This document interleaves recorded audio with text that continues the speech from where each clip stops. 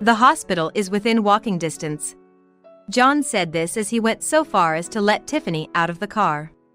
Surprised by the sudden event, my mother-in-law calmly took the passenger seat while John took the driver's seat.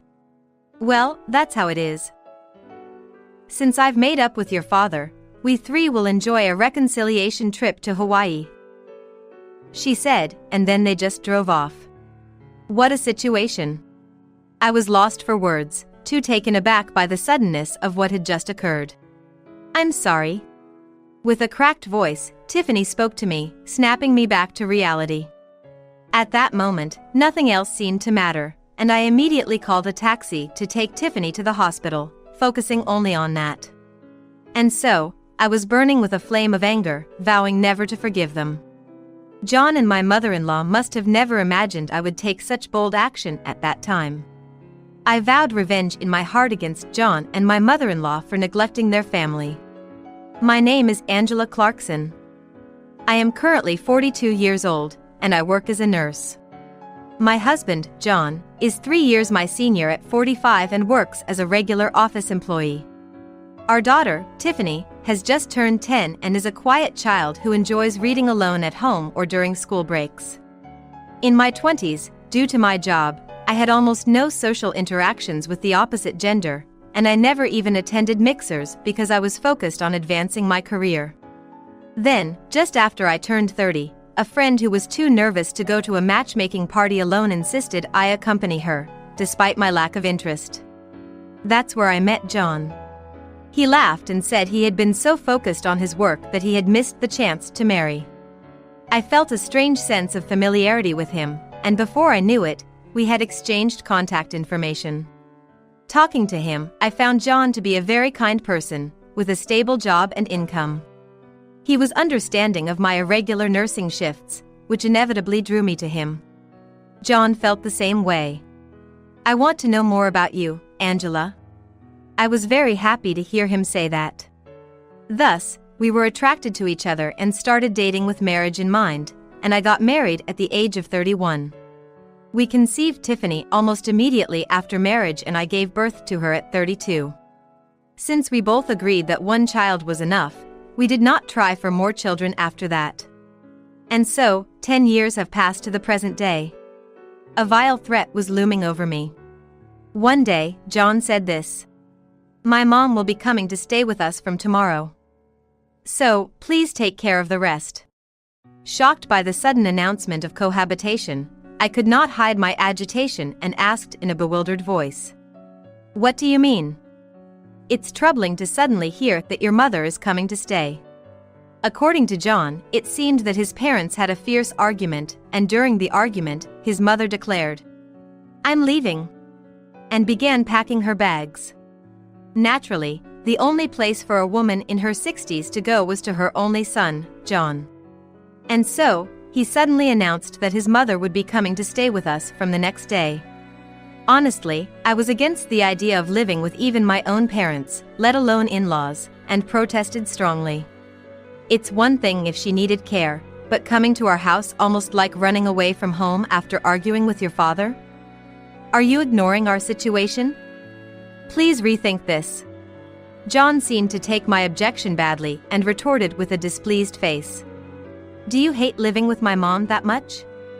Huh, I never thought you were so cold." I couldn't admit obviously that I did hate to. John's face was too frightening, and I shrank back, swallowing the words that had reached the tip of my tongue, and instead glared at him. Thinking I wouldn't talk back, John smugly said, "Humph, don't even bother resisting from the start. Just prepare the room for my mom to use immediately. Firstly, since this house is a rental, we need permission from the landlord or the management company to increase the number of occupants. The lease is in my name because I receive a housing allowance, so naturally, I would have to handle this.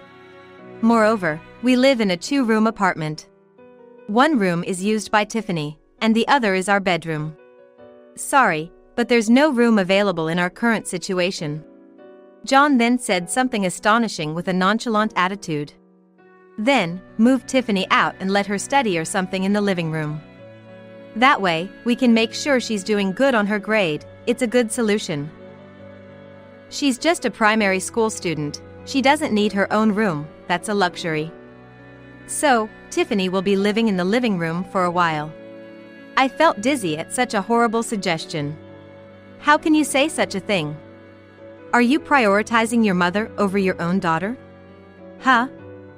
I didn't say that exactly, but I owe my mom for raising me. So, that's how it is. Despite my protests, John was unmoved, and as soon as Tiffany returned, he told her, "Your room will be used by Grandma from now on. So, start packing your stuff right away."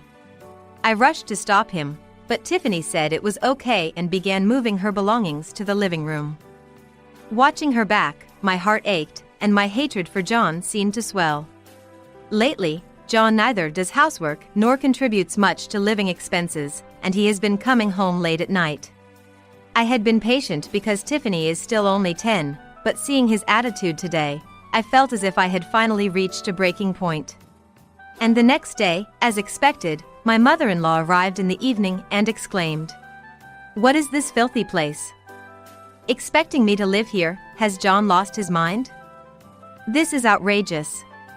Just as my mother-in-law arrived, our neighbor returned home and gave us a curious look, so I hurriedly entered my house with her.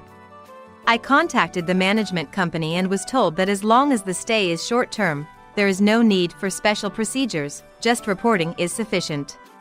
Therefore, I honestly hoped my mother-in-law could return home as soon as possible, preferably within 2 weeks. However, my wish was shattered. First, the large suitcase my mother-in-law brought. Seeing this, I felt disheartened, thinking she planned to stay for at least a month. She walked into the room without any regard for me and looked around as if she was inspecting the place.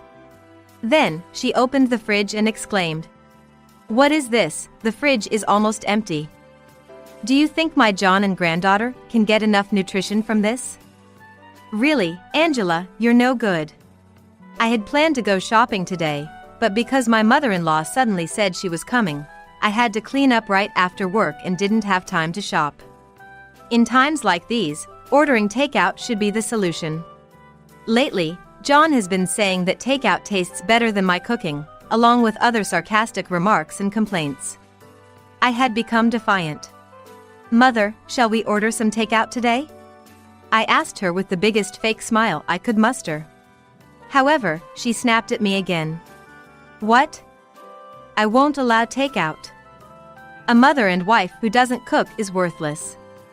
Go shopping now, and prepare a main dish, 5 side dishes, soup, and dessert." Saying that, she threw a shopping bag and purse at me and slammed the door shut.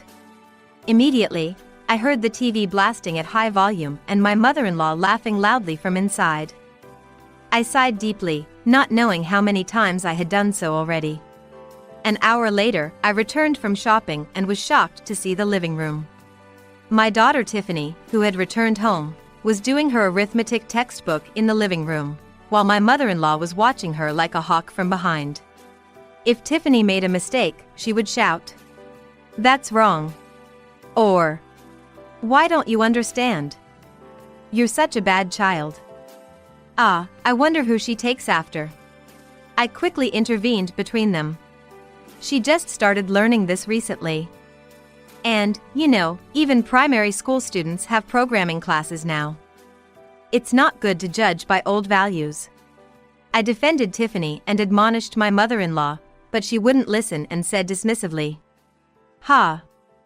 It would have been better if she took after the intelligent John." Tiffany looked downcast, so I immediately cheered her up. "It's okay, Tiffany. Just go at your own pace." While saying this, I glared at my mother-in-law. However, it had no effect on her, and she started snacking on treats angrily because I talked back. A week after my mother-in-law's arrival, I couldn't take it anymore and voiced my complaints to John. "I'm sorry, but I can't overlook this any longer. Please do something about your mother. It's one thing for her to make snide remarks at me, but it's unfair to Tiffany." John retorted with a dissatisfied look and a harsh tone. "Huh? Why? You're getting help with the housework, so don't act so high and mighty. It's Tiffany's fault for not being able to study, right? She's the biggest victim here, taking after her not-so-smart mother. I was furious and fought back for once. Normally, I would avoid further discussion to avoid the hassle, but I couldn't stand him talking about Tiffany like that. And in front of John, my mother-in-law acted as if she was the nicest person in the world. When I was busily moving around, she would come up to me with a smile and say, "Oh, Angela, you sit down and have some coffee. I'll take care of the rest."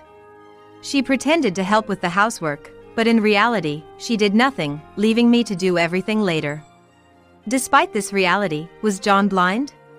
He believed his mother was helping me, so I confronted him with all the frustration I had been holding back. "So, your priority is not Tiffany but your mother, huh? Are you okay with your mother criticizing your own child and not feeling anything?" I couldn't stand it even if it was your own mother. John provoked me with a laugh. "Ah, my mom is always right. Well, unlike me, a university graduate, you're just a nursing school graduate, so it's no wonder Tiffany can't do well in studies or sports." How pitiful. At that moment, I felt something snap inside me. However, I thought it childish to lash out in anger, so I laughed and said, "Okay, I understand." A month later, Tiffany, who usually wakes up early even on holidays, stayed wrapped in her futon and complained of feeling sluggish when I spoke to her. Remembering that there was an epidemic spreading at school, I took her temperature, and it was over 100 degrees. When I hurried to tell John, surprisingly, he was getting ready to leave. Frozen in shock, John nonchalantly said, "Oh, I forgot to tell you, but I'm going to Hawaii with my parents." I hadn't heard such a thing before, but at that moment, it didn't matter. Normally, John commutes by train, so we only have my car. Ignoring John, I tried to take Tiffany to the hospital, which was open even on holidays, but then John and my mother-in-law appeared with their suitcases and uttered an unbelievable statement. "The hospital is within walking distance." John said this and, unbelievably, let Tiffany out of the car. Surprised by the sudden event, my mother-in-law casually took the passenger seat while John took the driver's seat. "Well, that's how it is. Since I've made up with your father, we'll enjoy a family trip to Hawaii for 3. She said, and then they just drove off. Shocked by the sudden turn of events, I was at a loss for what to do until Tiffany said with a hoarse voice, "I'm sorry." At that moment, nothing else mattered to me. I immediately called a taxi to take Tiffany to the hospital, focusing only on that. And so, I was burning with a flame of anger, vowing never to forgive them. John and his mother could never have imagined I would take such bold action. I cursed them in my heart for neglecting their family. 2.5 hours later, my phone was buzzing with persistent calls from John. I didn't want to answer, but ignoring him wouldn't change anything. So, with a heavy sigh, I finally answered the phone. Before I could speak, John screamed in a voice like a cry for help. "Please, help me." Wondering what happened, it turns out that John had a solo car accident on the way to the airport. In fact, my car is a manual transmission. John does have a license for manual vehicles, but it seems he forgot how to drive one since he commutes by train. However, he couldn't admit he was unsure about driving a manual car, especially in front of his mother. Of course, I have proper insurance, set to cover spouses too, in case John might drive. So, there's nothing illegal about John driving the car. Regardless, since John took the car against my wishes, I thought the accident was his own fault. As I was thinking this, John said the next words. "The accident took so long to deal with, and now the flight time is getting close. It's your car, so you deal with it. It's all because this car is so hard to drive. It guzzles gas for nothing, and what's so good about this clunker anyway?" He started complaining, but it sounded more like the whining of a loser to me. Reaching the point of not caring anymore, I said with a smirk, "So what? You knew my car was a manual, right? You took it and drove off on your own. The responsibility for an accident lies not with the owner but with the person who was driving. Oh, you hit a guardrail, didn't you? Then, you'll be paying for the car's repair costs out of your own pocket. And of course, you'll also be compensating for the guardrail. After saying that, I hung up the phone. The phone kept ringing persistently after that, but I was at the hospital. Tiffany was told she needed further tests, as her condition was different from the common epidemic, and we were waiting for that. I had no time to deal with such selfish people, so I ignored the calls. Then, a notification for an email came in. Thinking John had switched to messaging since I wasn't answering the phone, I checked my smartphone and frowned upon seeing the sender's name. I thought my in-laws had joined forces with John, but while my mother-in-law was sending desperate pleas for help, my father-in-law's message read, "What happened?" Surprised, I replied only to my father-in-law, and that's when a shocking truth was revealed. Turns out, my father-in-law hadn't even heard about any trip to Hawaii. He was enjoying his day with his chess friends when he got a call from my mother-in-law about the accident, asking to be picked up. He thought it was just a prank for attention since she wouldn't say more than, "Just come," and seemed to believe Tiffany and I were with them, hence his worried message. Thinking that Tiffany and I were also involved, he sent an email out of concern. "Why did you reply to me, and not the two of them?" I immediately called my father-in-law to ask, and his answer was unexpected. "Just a hunch. Anyway, I'm currently separated from them, and just remembering recent events makes me not want to deal with it." Did my wife cause any trouble? He didn't even know his wife was staying with us, thinking her whims had merely dragged him into trouble. I swallowed hard and explained the situation slowly. "Your wife is currently staying with us. Today, she said she was going on a family trip to Hawaii with you and John and left for the airport." After I told him about the treatment my daughter and I received just before they left, he fell silent. After a pause, he finally spoke in a tone I had never heard from him before, low and serious. "That's unforgivable." About 30 minutes after talking with my father-in-law, a doctor called us to discuss Tiffany's condition. It seems Tiffany has acute gastroenteritis and needs to be hospitalized for a while. I sighed in relief and also felt guilty for the stress I must have caused Tiffany. Luckily, a private room was available for her. "How are you feeling, Tiffany?" "We got a private room, so rest up." I tried to sound cheerful when talking to Tiffany, but she looked guilty and apologized. "I'm sorry. It's my fault you're having a hard time, Mom. I'll fall behind in my studies because I'm hospitalized." "I'm sorry. I'm sorry." I rushed to her side and hugged her gently, reassuring her. "I'm not raising you because you're good at studying, but because you're my precious child. Live as you are, Tiffany." After that, my father-in-law contacted us upon arriving at the hospital, and Tiffany, who has always been Grandpa's girl, was overjoyed. They started chatting happily, discussing things like Tiffany's prize-winning painting contest, which he had boasted about to his chess friends. Then, an unwelcome call came in. "John and my mother-in-law. Because you didn't help, we missed our flight. We can't cancel, so the trip's money is as good as gone. You compensate for the trip costs for all three of us." My mother-in-law joined in, wailing. "We had a chance to make up with your father." I was outside the hospital talking, but their voices were so loud they sounded like they were on speaker. Then, my father-in-law, who had followed me, casually said, "Well, I wasn't invited to any Hawaii trip. There seems to be a third person, but who could that be? Not Tiffany, not Angela, and not me." Who, indeed? Neither of them expected my father-in-law to be there. They started to panic. "Wait, why is Dad at Angela's?" His voice, even through the phone, sounded weak and pale. I pointed out that they had lied and that my father-in-law had seen through it, contacting me directly. Then, my mother-in-law started making excuses. "Well, inviting your father was a lie. So this trip was just for the two of us." Stop prying. It was practically an invitation to be suspicious. Against such an obvious lie, I couldn't help but laugh as I retorted.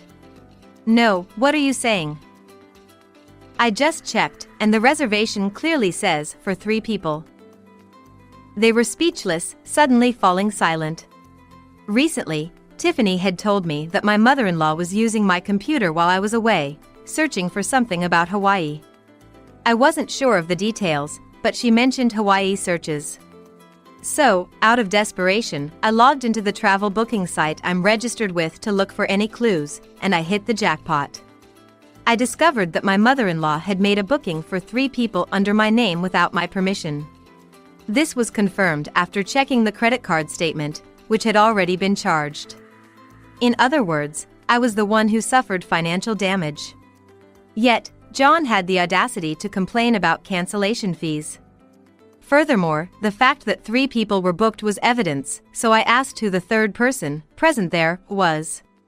Still, John continued to deny it. My mom must have made a mistake with the number of people. So, it was really supposed to be just 2 of us. Oh, really? John sighed in relief after my response. Since the trip is cancelled anyway, come to the location I'm about to tell you. We'll discuss what happens next there. After saying that, I hung up. I told Tiffany I'd be back and left for a nearby diner to wait for them with my father-in-law. A while later, when the 2 showed up, John started complaining for some reason. The guardrail compensation isn't covered by compulsory insurance, so handle it with your insurance. I couldn't believe what John was saying and retorted. What? You're the one who hit it. It's your fault for not paying attention, so you pay out of pocket, right? What nonsense are you spouting? Staring him down, John recoiled a bit. Then, my mother-in-law chimed in. That's not important right now. So, Angela, what did you want to talk about? Being somewhat grateful for her attempt to move things along, I said. I checked, and the dash cam showed not only you, my mother-in-law, and John in the driver's seat but also an unknown young woman in the back seat. Their faces tensed up at my words. Actually, the dash cam installed in my car is quite high-tech. It allows for real-time video checking via a smartphone app. Of course, it's also possible to review past footage directly from my smartphone. The car is a pretty good model, so having robust security measures in place, especially for theft prevention, has paid off. I hadn't imagined this security feature, installed in case of theft, would uncover John's infidelity. Lying about going with your parents and actually planning to bring your mistress? Thanks for leaving such clear evidence. Their faces turned even bluer in contrast to my smile. They probably thought removing the SD card would erase the evidence. I revealed that I had been suspicious of John's behavior and had been gathering evidence of his affair. I had planned to confront him with divorce once I had solid proof, but then my mother-in-law moved in, and Tiffany fell ill, delaying my plans. I had been contemplating divorce from the start. The 2 remained silent, unable to respond, until my usually quiet father-in-law spoke up. Like mother, like son, huh? Mother, you can't say much because you've been cheating with a younger man yourself, right? John, unaware of this, was shocked and looked at my mother-in-law, who was embarrassed by her affair being exposed in a public place.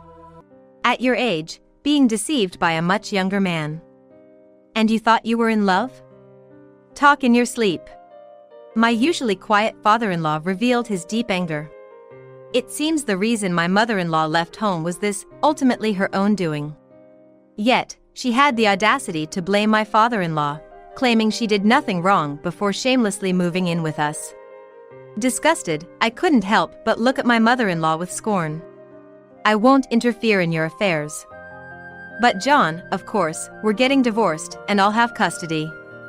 Expect to pay child support and compensation, as well as covering the accident repair costs and the Hawaii trip.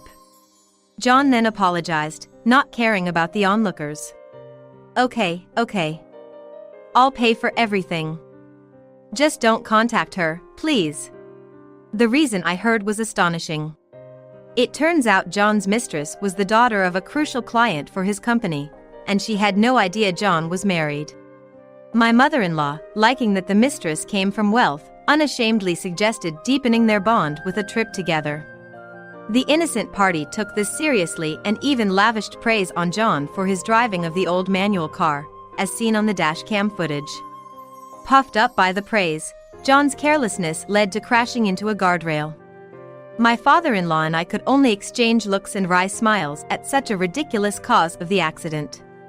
He told them to sort things out themselves and then parted ways, eventually leading to John contacting me. If it gets out that I was dating the president's daughter under false pretenses, I'm definitely getting fired. Please, I'll do everything you say. Just don't tell her, okay? We're still husband and wife, right? Can't you show some consideration in the end? I was a good husband who supported you, after all. With a smirk, I responded to John's attitude. All right. Then I'll expect you to listen to everything I have to say. But never bother me with pathetic apologies or pleas for help instead, okay? Ha, ha, as if I'd ever say something that lame. All right, deal. Thus, I proceeded with the divorce from John, securing a significant amount for child support among other things, closing the chapter on our marriage. But the real drama was just beginning. What's going on? She found out about the affair. Sometime after the divorce, John called me in agony. I realized I had forgotten to block his number. As I pondered this oversight, John began to vent his frustrations. This is the worst. The president of the client company insists on apologizing to you and is furious with me. You broke the promise not to tell her, so give me back the money now.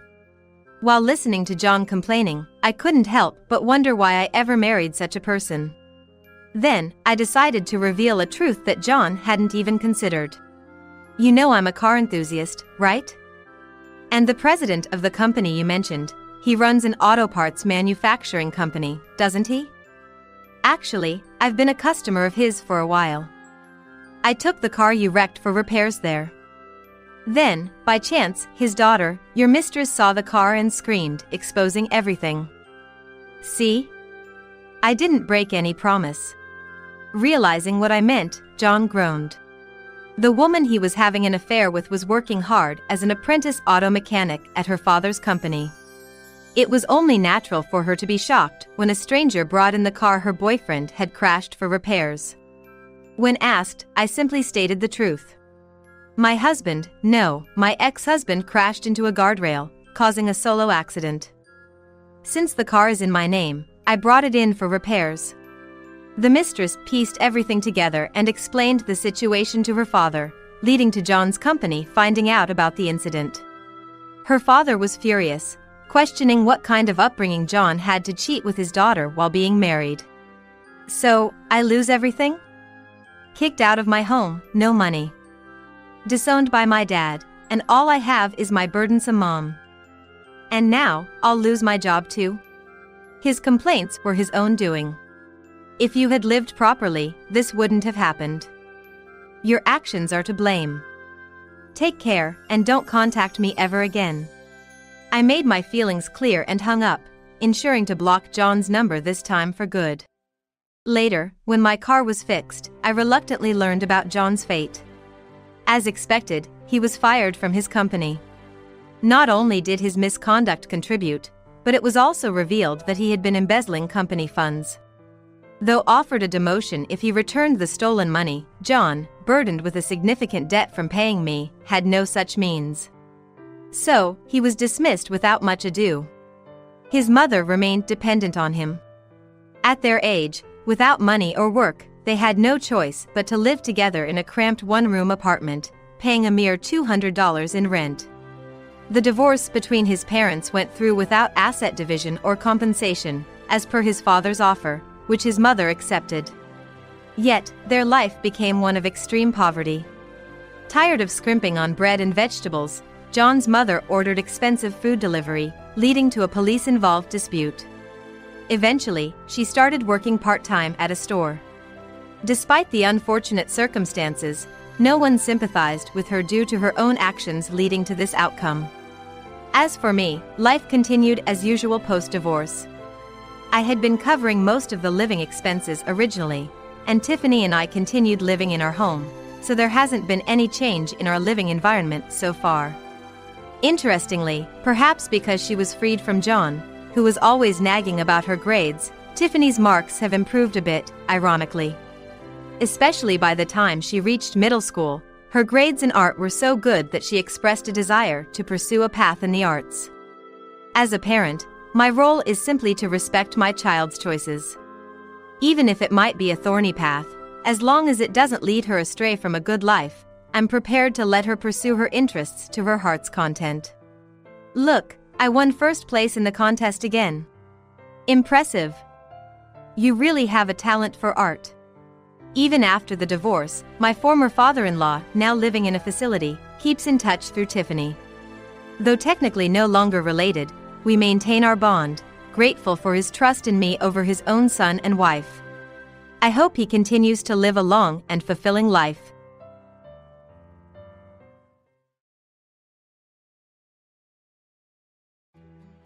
Sarah is useless even in the kitchen.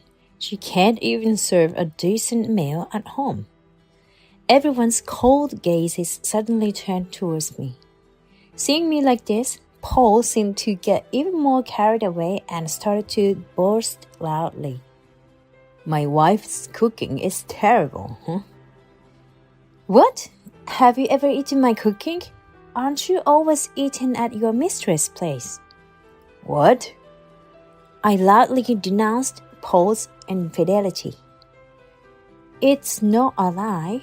I have proof right here. I pointed to the documents held by my father-in-law. My name is Sarah Reed, 35 years old. I have always been intimidated by the assertiveness that is often characteristic of men, and as a result, I have had very few romantic relationships and virtually no experience dating men. As I reached the age commonly referred to as in your 40s, my parents became concerned and started to suggest arranged marriages. Initially, I refused, but with few opportunities to meet men and pressure from my parents, I felt a rush to marry and went on several arranged dates. One of these was with Paul. Paul was a kind, serious man who worked elite employee at a top company. He was big both in height and build, but surprisingly, he didn't have an intimidating presence. And I wasn't scared of him. The talks about marriage progressed smoothly, and I even met Paul's parents. Paul's family ran a chess class and were masters of a famous school. Paul's father was a grandmaster of chess, a quiet and strict man. He always wore a suit, and I naturally straightened my posture when I met him. On the other hand, his mother was gentle, with a soft demeanor, and her smile would create dimples. Paul and I decided to get married. My parents were thrilled, saying I was marrying into a wealthy family.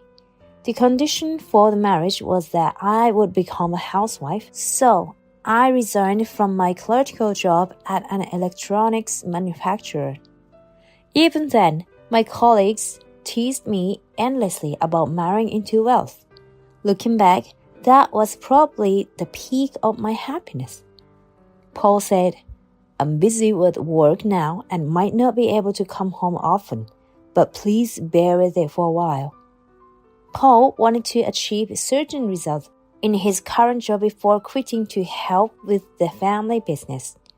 I thought it was good to be committed to one's work, so I supported him. Years into the marriage, Paul hardly ever came home. I knew he wouldn't be able to come home often, but I didn't expect it to be this bad. I was alone in the living room of our apartment, waiting for Paul. This apartment was provided by Paul's parents when we got married.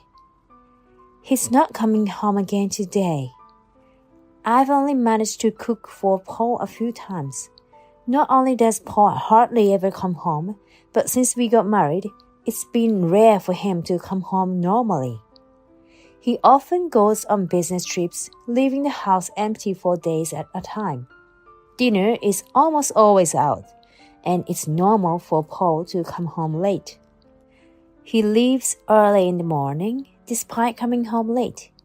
I was really worried whether Paul was getting enough sleep or eating nutritious food. He would leave the house without eating breakfast. I once called Paul in the morning and asked him why he wouldn't eat at home. "Paul, I wish you would eat properly." Paul, without even looking at me, was tying his tie. "It's okay. I'm just really busy with work right now. Don't worry about it." With that, Paul would leave the house immediately.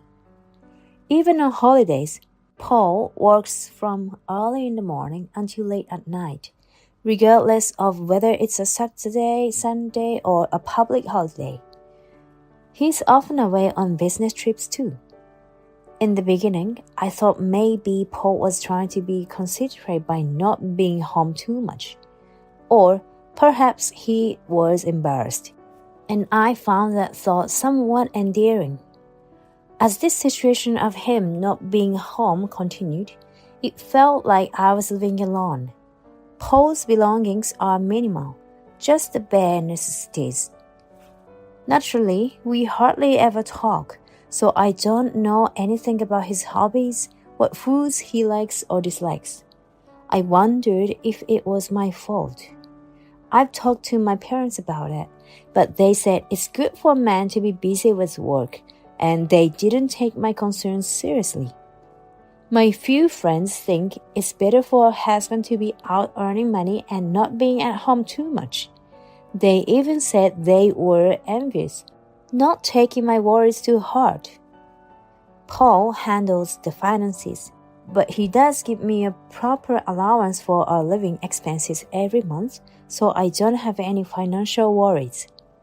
This lack of financial worries, in turn, makes me anxious.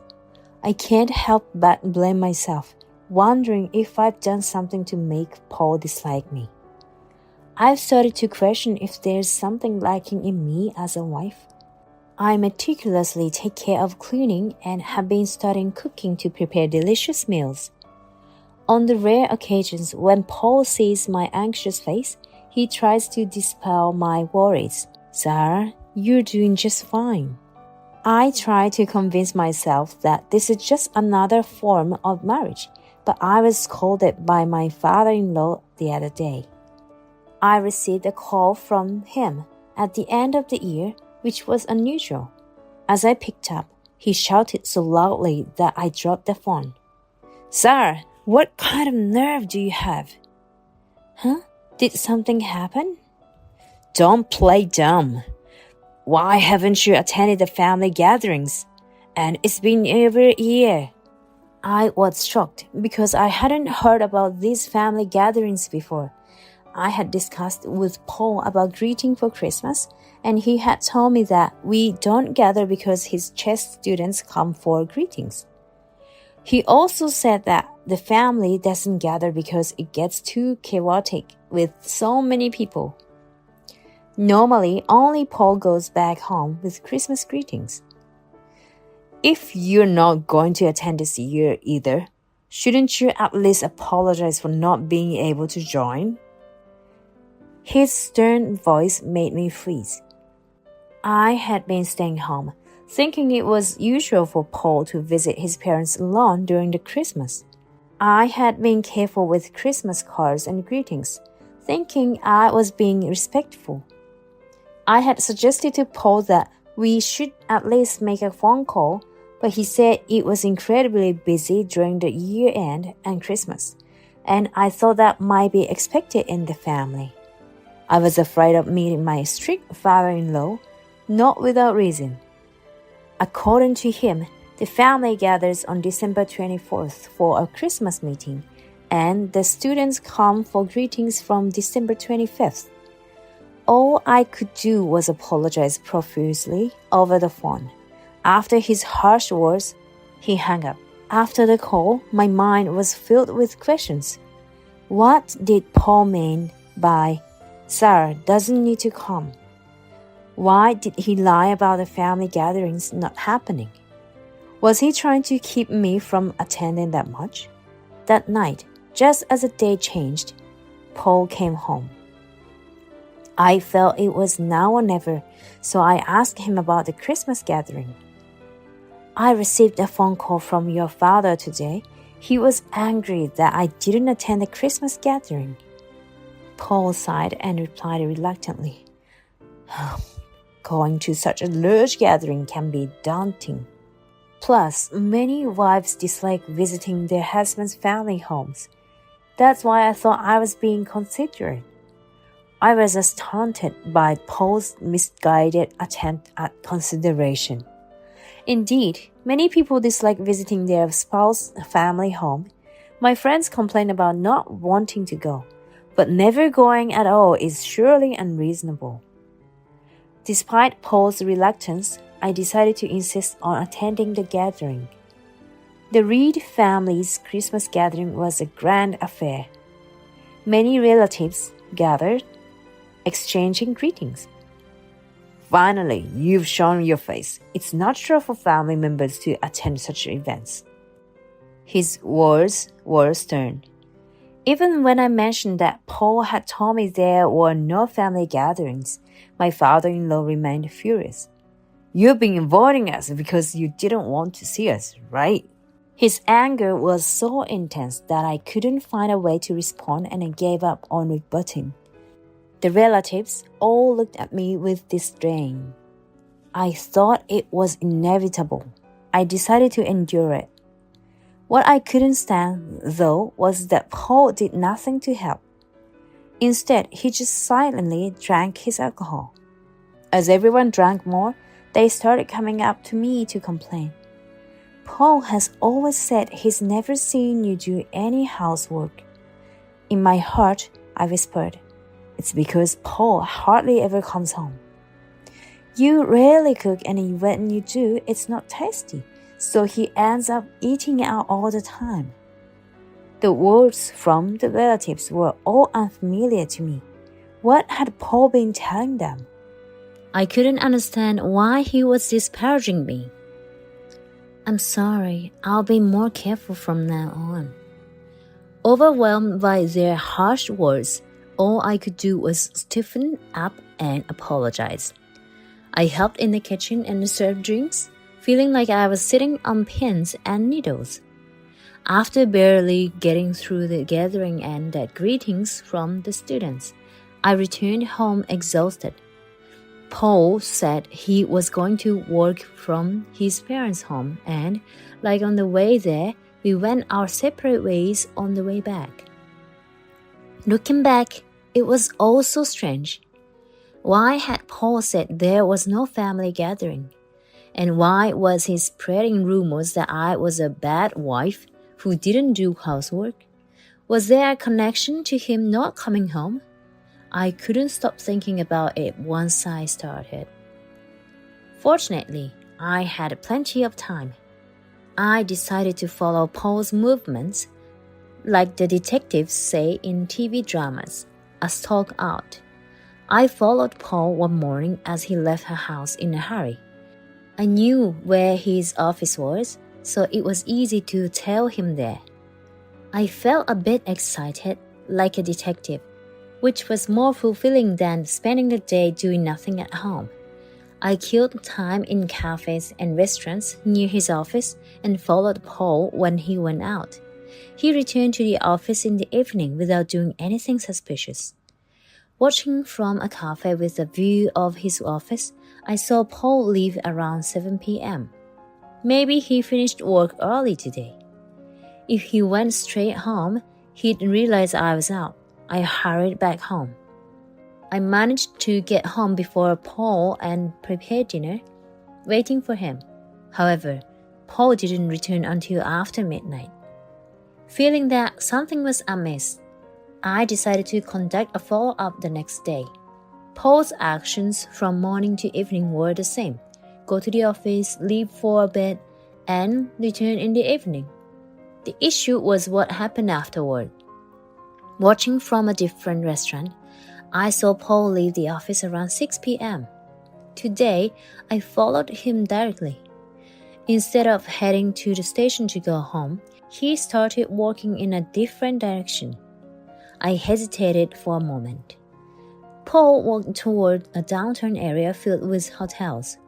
I decided to follow him, but lost sight of him. As I was looking around, Paul suddenly appeared in front of me. Both of us were surprised, staring at each other. Paul was the first to speak. "Sarah, what are you doing here?" I couldn't come up with a good excuse and ended up mumbling. "What are you doing in a place like this during the day?" I was shocked. Paul was the suspicious one. Yet, I was being treated as if I was doing something wrong. "Anyway, go home. We'll talk after that." Embarrassed to be scolded by Paul in such a pace, I hurried home. As soon as Paul came home late at night, he confronted me with something outrageous. "So, you've been idling at home and now you're following your husband around? Why should I have to support someone like that?" I tried to protest quietly. "I do take care of the house." "Don't say you're doing housework just because you clean a little. From now on, manage with $100 for living expenses." I was speechless. How am I supposed to live on $100? "The utility bills are deducted from my account. Besides, you won't have to spend on my food." Paul smirked maliciously. "Then at least let me work. Let me get a part-time job." Paul looked down on me, his lips twisted. "No, work full-time like me, and don't slack on the housework." Despite my objections, Paul's determination was unyielding. Eventually, I had to comply and return to my previous job at the electrical manufacturer. I ended up having to do all the housework while working. My life became incredibly busy overnight. I couldn't play detective anymore, caught up in the daily grind of work and chores. Since then, Paul has become like a different person, constantly finding fault with me and complaining about the housework. In the short moments we saw each other in the morning, he would complain, "The windows are dirty. There is a dust in the entrance. The shirts aren't ironed properly," and then leave for work. I have to do all these chores at night since I work during the day. At the end of the year approached and the Christmas gathering drew near. Paul, as usual, told me not to attend. "You stay at home. You don't need to come to the gathering." I stayed silent, thinking arguing was futile. As Paul left, he threw a parting shot. "I can't show someone like you to my relatives. It would be embarrassing." I was shocked by his harsh words. How could Paul say such things? I work from nothing till night and handle all the housework on top of that. Anyway, I decided to attend the Christmas gathering without telling Paul. And then, I had to make Paul's true nature known to my father-in-law and mother-in-law.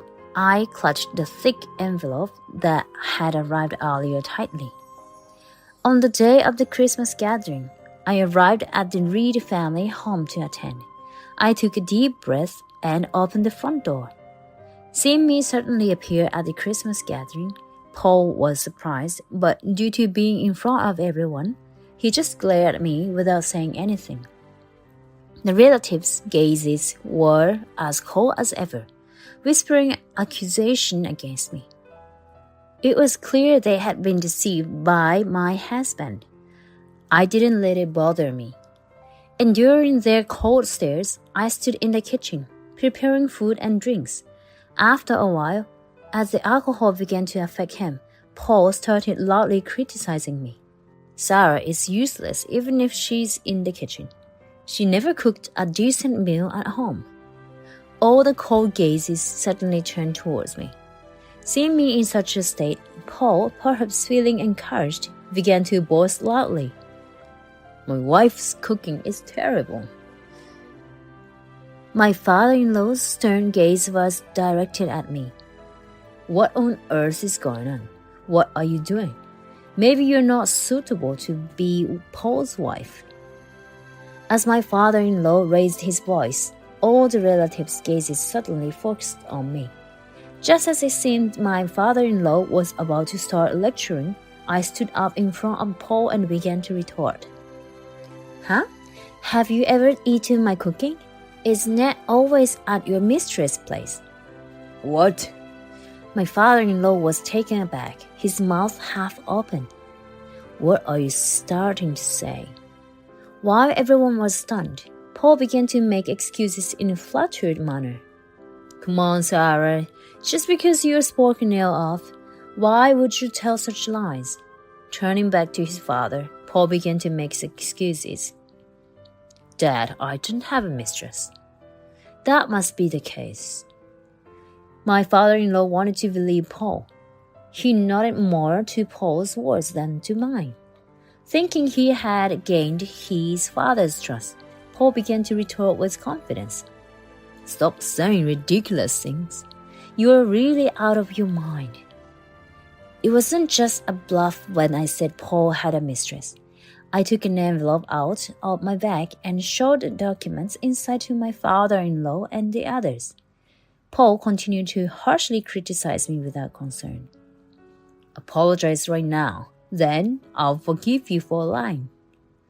The relatives probably believed Paul didn't have a mistress and looked at me with harsh gazes. My father-in-law and mother-in-law were earnestly reading the documents. The documents I handed over were the result of an investigation into Paul's affair. Since Paul's actions were clearly suspicious, I had a detective agency take over the investigation thoroughly. The results from the detective agency were damning. Paul was definitely cheating. The reason Paul didn't come home was that he was meeting his mistress. He mostly spent his time at his mistress' house and sometimes used hotels, as reported. Paul was always eating at his mistress' place. While I managed our living expenses with just $100, worked full-time and took care of the old household chores, Paul was cozying up with his mistress. When I encountered Paul in the hotel district, he was about to have a secret meeting with his mistress in a hotel. I loudly accused Paul of his affair. It's not a lie. Here's the evidence. I pointed to the document held by my father-in-law. The apartment Paul entered isn't ours. Murmurs of doubt rose from the relatives. Hey, Paul, is this true? What's going on? Is this made up? My father-in-law and mother-in-law were scrutinizing the documents as if trying to bore holes through them. Paul, is this true? Sweating profusely, Paul desperately denied it.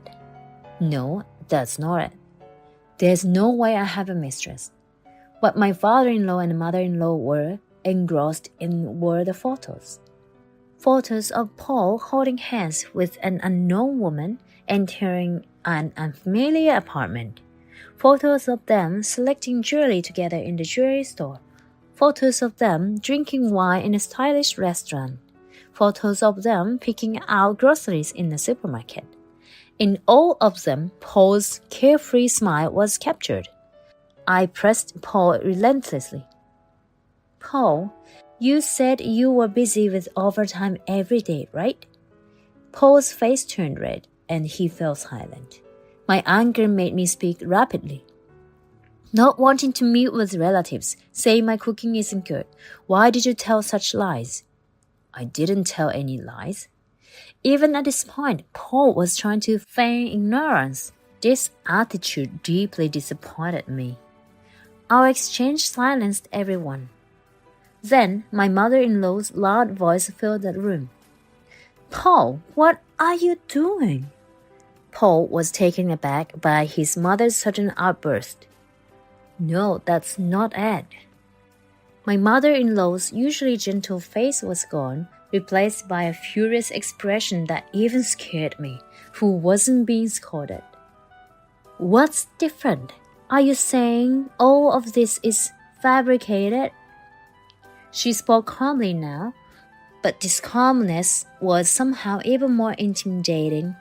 No one in the family could speak under her intense presence.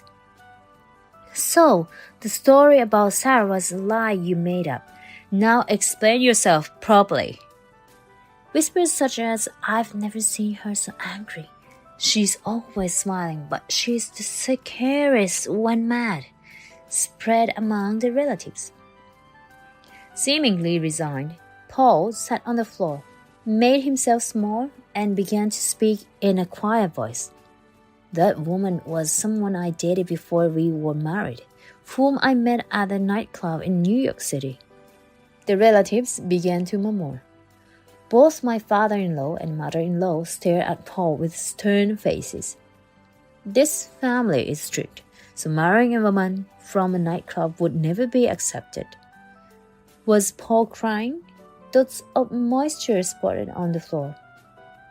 So I thought just marry someone suitable on paper and I could live at her place.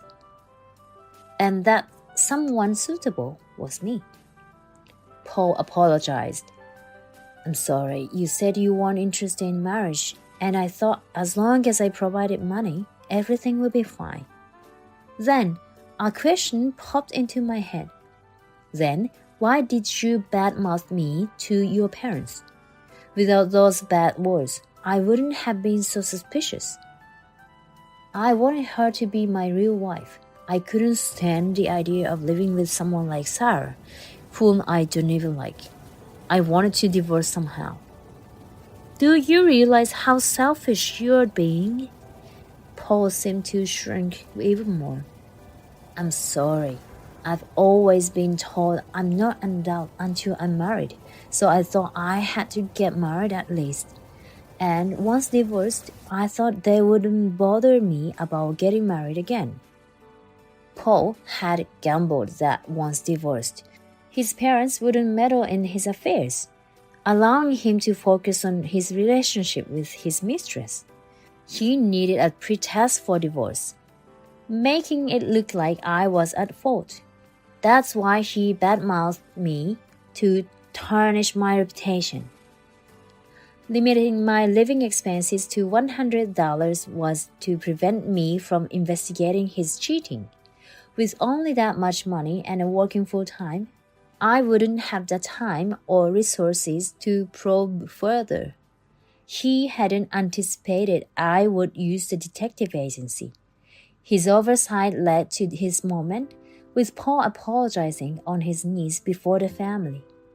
I told you infidelity is the worst. You betrayed Sarah, who has been so devoted. Veins throbbed on her forehead, her anger nowhere near subsiding. Paul remained with his forehead to the floor, tears and snot streaming down his face. Paul, you are a disgrace to our family. We disown you. The gathered relatives gasped. Her word was likely final. My father-in-law nodded in agreement. Paul had lost his place in this family, exposed for his infidelity and lies, and now, disowned by his own mother, Paul staggered to his feet, wiped his tears, and left the room without a word. After Paul left, my mother-in-law came over to me and apologized while holding my hand. Sarah, I'm so sorry for what Paul has done. He's been terrible. My father-in-law also apologized. We are truly sorry. You should divorce him. It's okay. My mother-in-law continued to hold my hand with tears in her voice. To think that Paul was such a person, we were completely deceived by him. I'm so sorry for scolding you so harshly over things that weren't true. I had thought my father-in-law was always angry and stubborn, but he was quick to admit his mistake and apologize, showing his good nature. It was clear that this family was held together thanks to my mother-in-law. It was puzzling how Paul, with such good parents, could become so mean-spirited and disdainful towards others. I reconciled with my in-laws, and sooner after, my divorce from Paul was finalized. The divorce was, ironically, what Paul had wanted. After being disowned by his family due to his affair, Paul, no longer having the backing of a prestigious family, was sidetracked from his career path and relegated to being a marginal employee. With his income significantly reduced, Paul was eventually dumped by his mistress, who had grown tired of him. I learned about these developments from Paul's mother. I received compensation from both Paul and his mistress. Especially from the Reed family, I received an amount well above the going rate. I presumed this included hush money. With the financial windfall, I've been able to afford luxuries like several overseas trips a year. The apartment prepared for me as a new home is mine to use as I please until I decide otherwise. Since Paul was hardly ever there, there's no reminder of him, and I live quite comfortably. Returning to work was the one good thing that came out of Paul's mess. Thanks to being coerced back into employment by Paul, I now have an income and don't foresee any financial troubles in my future. I occasionally keep in touch with my in-laws. They invite me to the Christmas gatherings, but I always decline.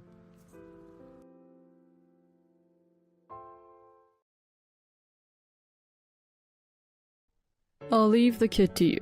Have fun with that. While wondering what he meant, Justin blurted out something outrageous.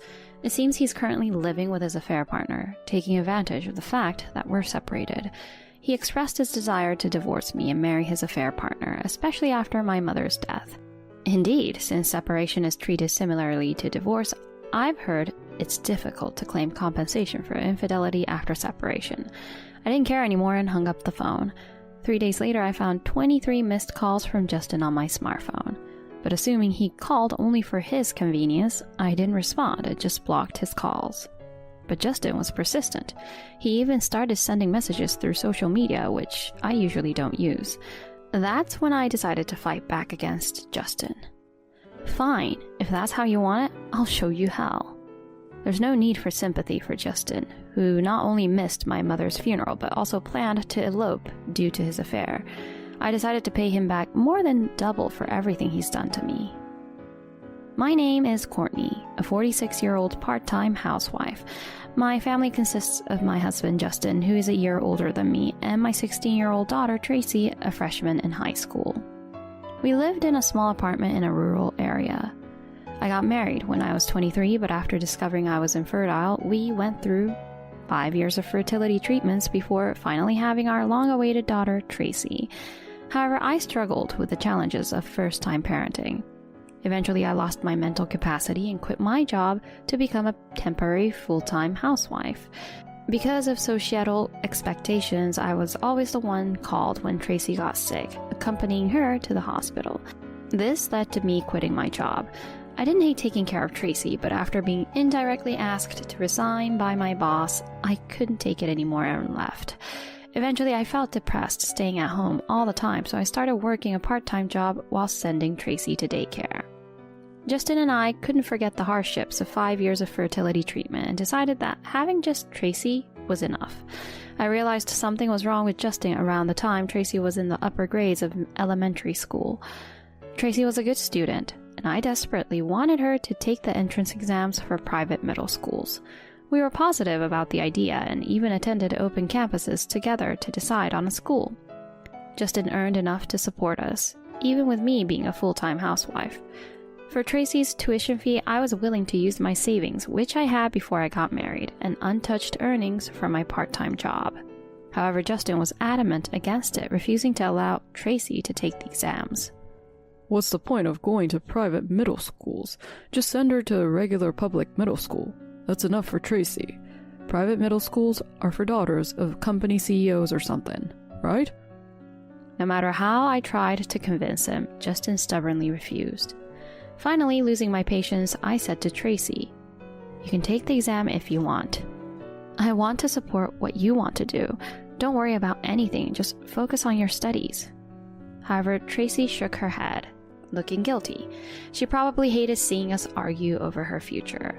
That was when I realized I shouldn't be showing our arguments to our child. For Tracy's sake, I tried to avoid intense arguments with Justin and became extremely cautious. This marked the beginning of my life walking on eggshells around Justin. But the more I tried to be careful, the more sensitive I became, leading to even minor things escalating into arguments. You know, I've been meaning to say this for a while. Isn't this simmered dish too strong? I hate this kind of seasoning. Justin suddenly confessed that he never liked my cooking. It seemed like the argument over the exams had broken the dam. From there, he became indifferent to me, bluntly criticizing everything I did. He complained about things like not liking the sauces I make or hating the tomatoes I always put in his lunchbox. His constant complaints at the dinner table made me feel terrible. Reluctantly, I stopped adding tomatoes and carrots, which he also said he hated.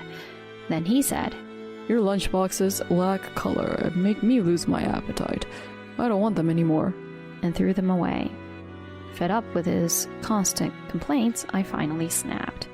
"Then eat out if you're going to complain so much. If that's how it is, I will never make your lunch again." After that, I stopped making Justin's lunches altogether. And then came the next turning point. It was when Tracy, attending a public middle school, was about to take her high school entrance exams. While Tracy was attending middle school, she joined an archery club outside of school, which was her only real passion, and she was qualified for the national competition. She was also academically gifted and skilled at playing the piano, a hobby I encouraged her to pursue. She always looked forward to her weekly piano lessons. Tracy was adept at just about everything and was serious by nature, even serving as the vice president of the student council at her school. Regretting having to make her give up on middle school exams, I was determined to support her choice of high school. When I asked about her preferred high school, she mentioned a famous private school in Boston. "I was hesitant to say it, but I really want to go here. It's also a prestigious school for archery, and I'll do my best." I nodded in agreement with Tracy's words. She had become considerate of her father, Justin, always putting her own desires last. Even when she wanted books or clothes, she'd say, "It's okay," when I offered to buy them, and she looked guilty when receiving them as birthday gifts. I felt helpless as a mother, making my child feel this way. That's why I wanted to fulfill the dream Tracy bravely shared. I assured her that it was okay, as we had my savings and her education insurance. However, I had to inform Justin about Tracy's educational aspirations. As expected, he flatly refused. "A private high school in Boston? It's too far from here. That means she'll have to live in a dorm or an apartment. I won't allow it. It's a waste of money." I felt outraged by his words. To call the tuition fees for our only daughter a waste was unthinkable. I couldn't help but argue back. "You even complained about her middle school exams, but why do you always say such things? It's for Tracy, our only daughter. Don't you have the slightest desire to let her do what she wants?" But my words didn't seem to affect Justin at all. He let out a theatrical sigh and shouted, No way. Private school and living alone as a high school student are just a waste of money. If she doesn't go to a local public high school, I won't provide for you two anymore." At that point, I snapped and said, "Fine, we'll do just that. But in return, let us do what we want without you complaining about it." I reassured Tracy, "I'll handle it, so just take the exams for the high school you want to attend.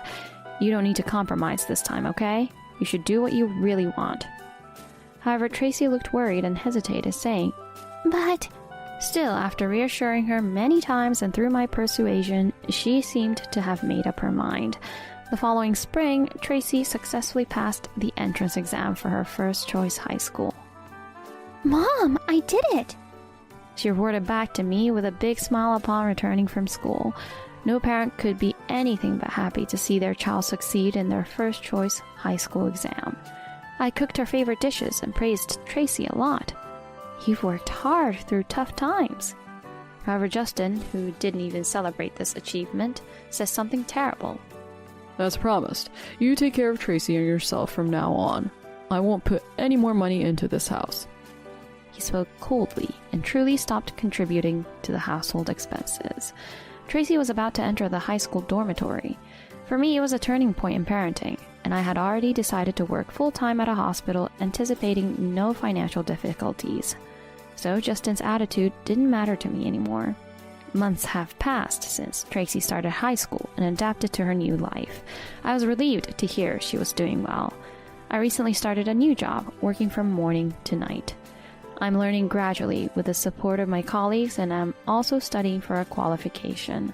My life now, where I don't have to be involved with Justin, is definitely easier. Justin and I are still not divorced, but we've been separated for several months, with him living in a different apartment.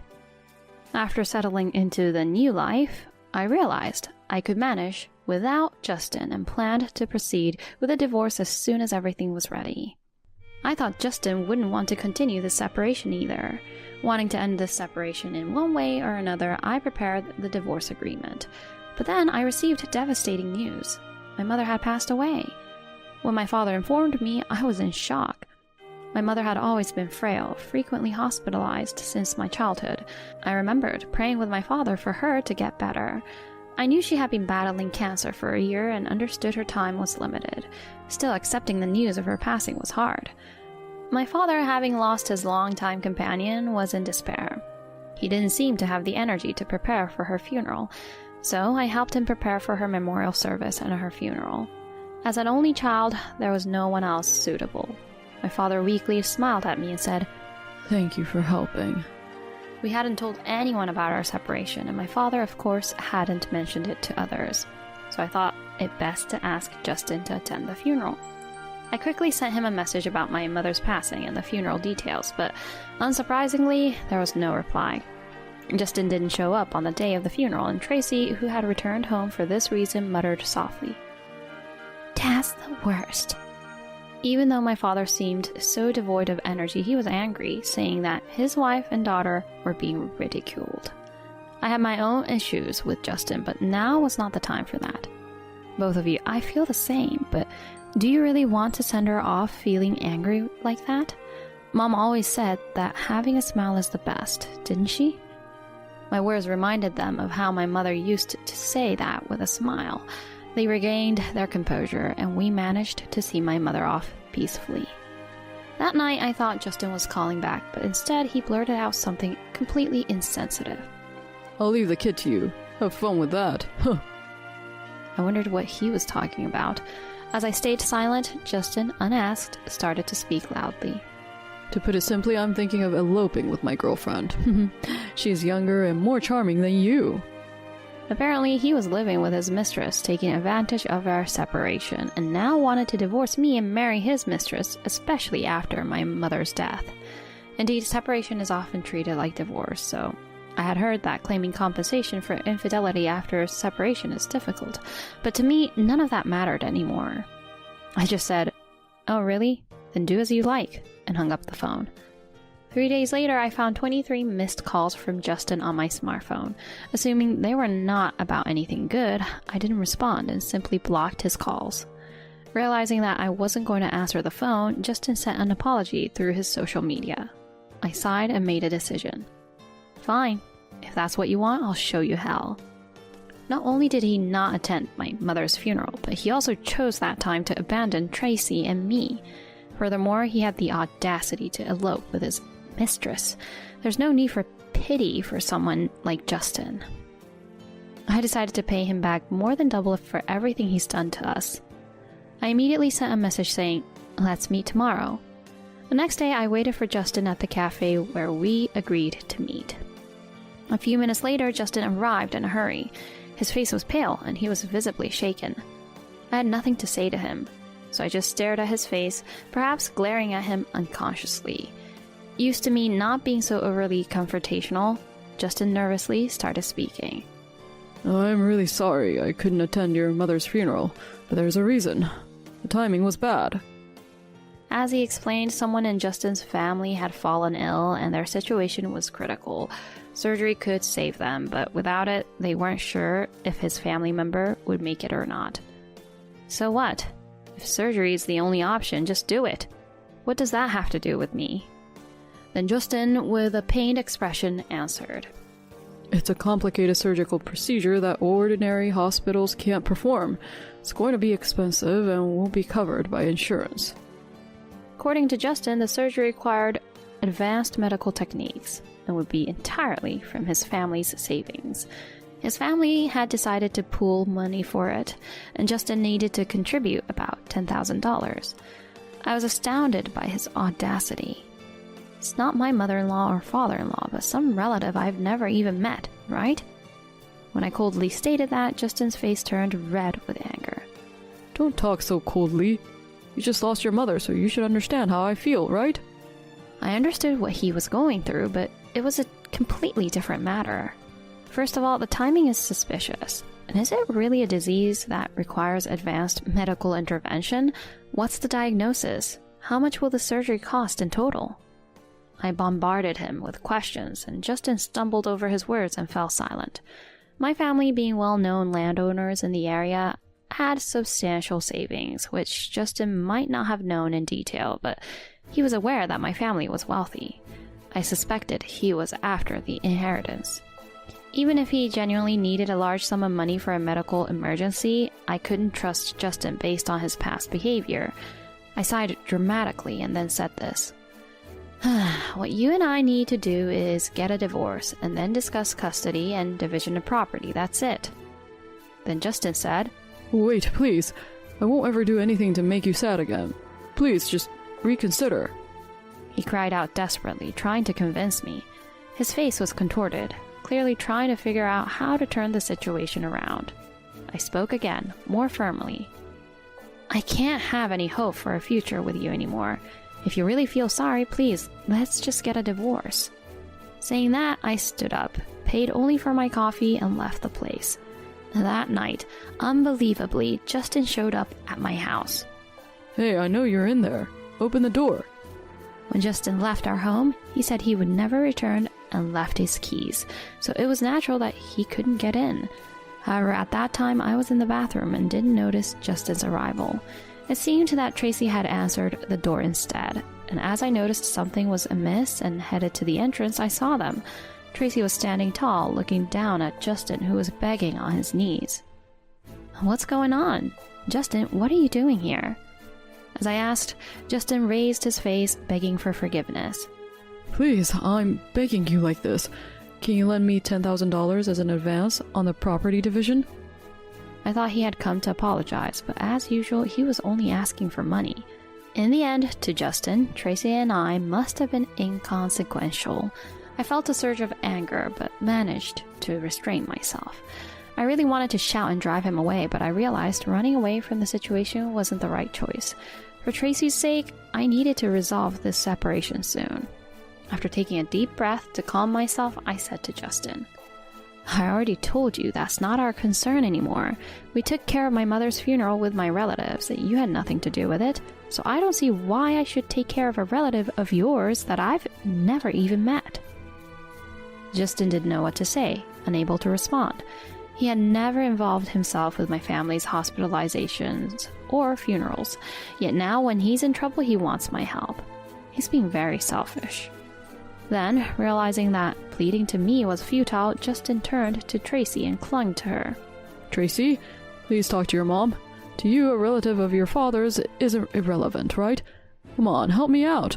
You're kind-hearted. You'd feel bad knowing a relative is sick, won't you? Usually, Justin hardly spoke, and when he did, it was mostly sarcasm, but at times like this, he became quite talkative. Moreover, he was now clinging to the daughter he had planned to abandon for his mistress, refusing even to pay for her tuition fees. It gave me a headache. I had endured a lot for Tracy's sake, but perhaps it would have been better to have divorced Justin from the start and lived just with her.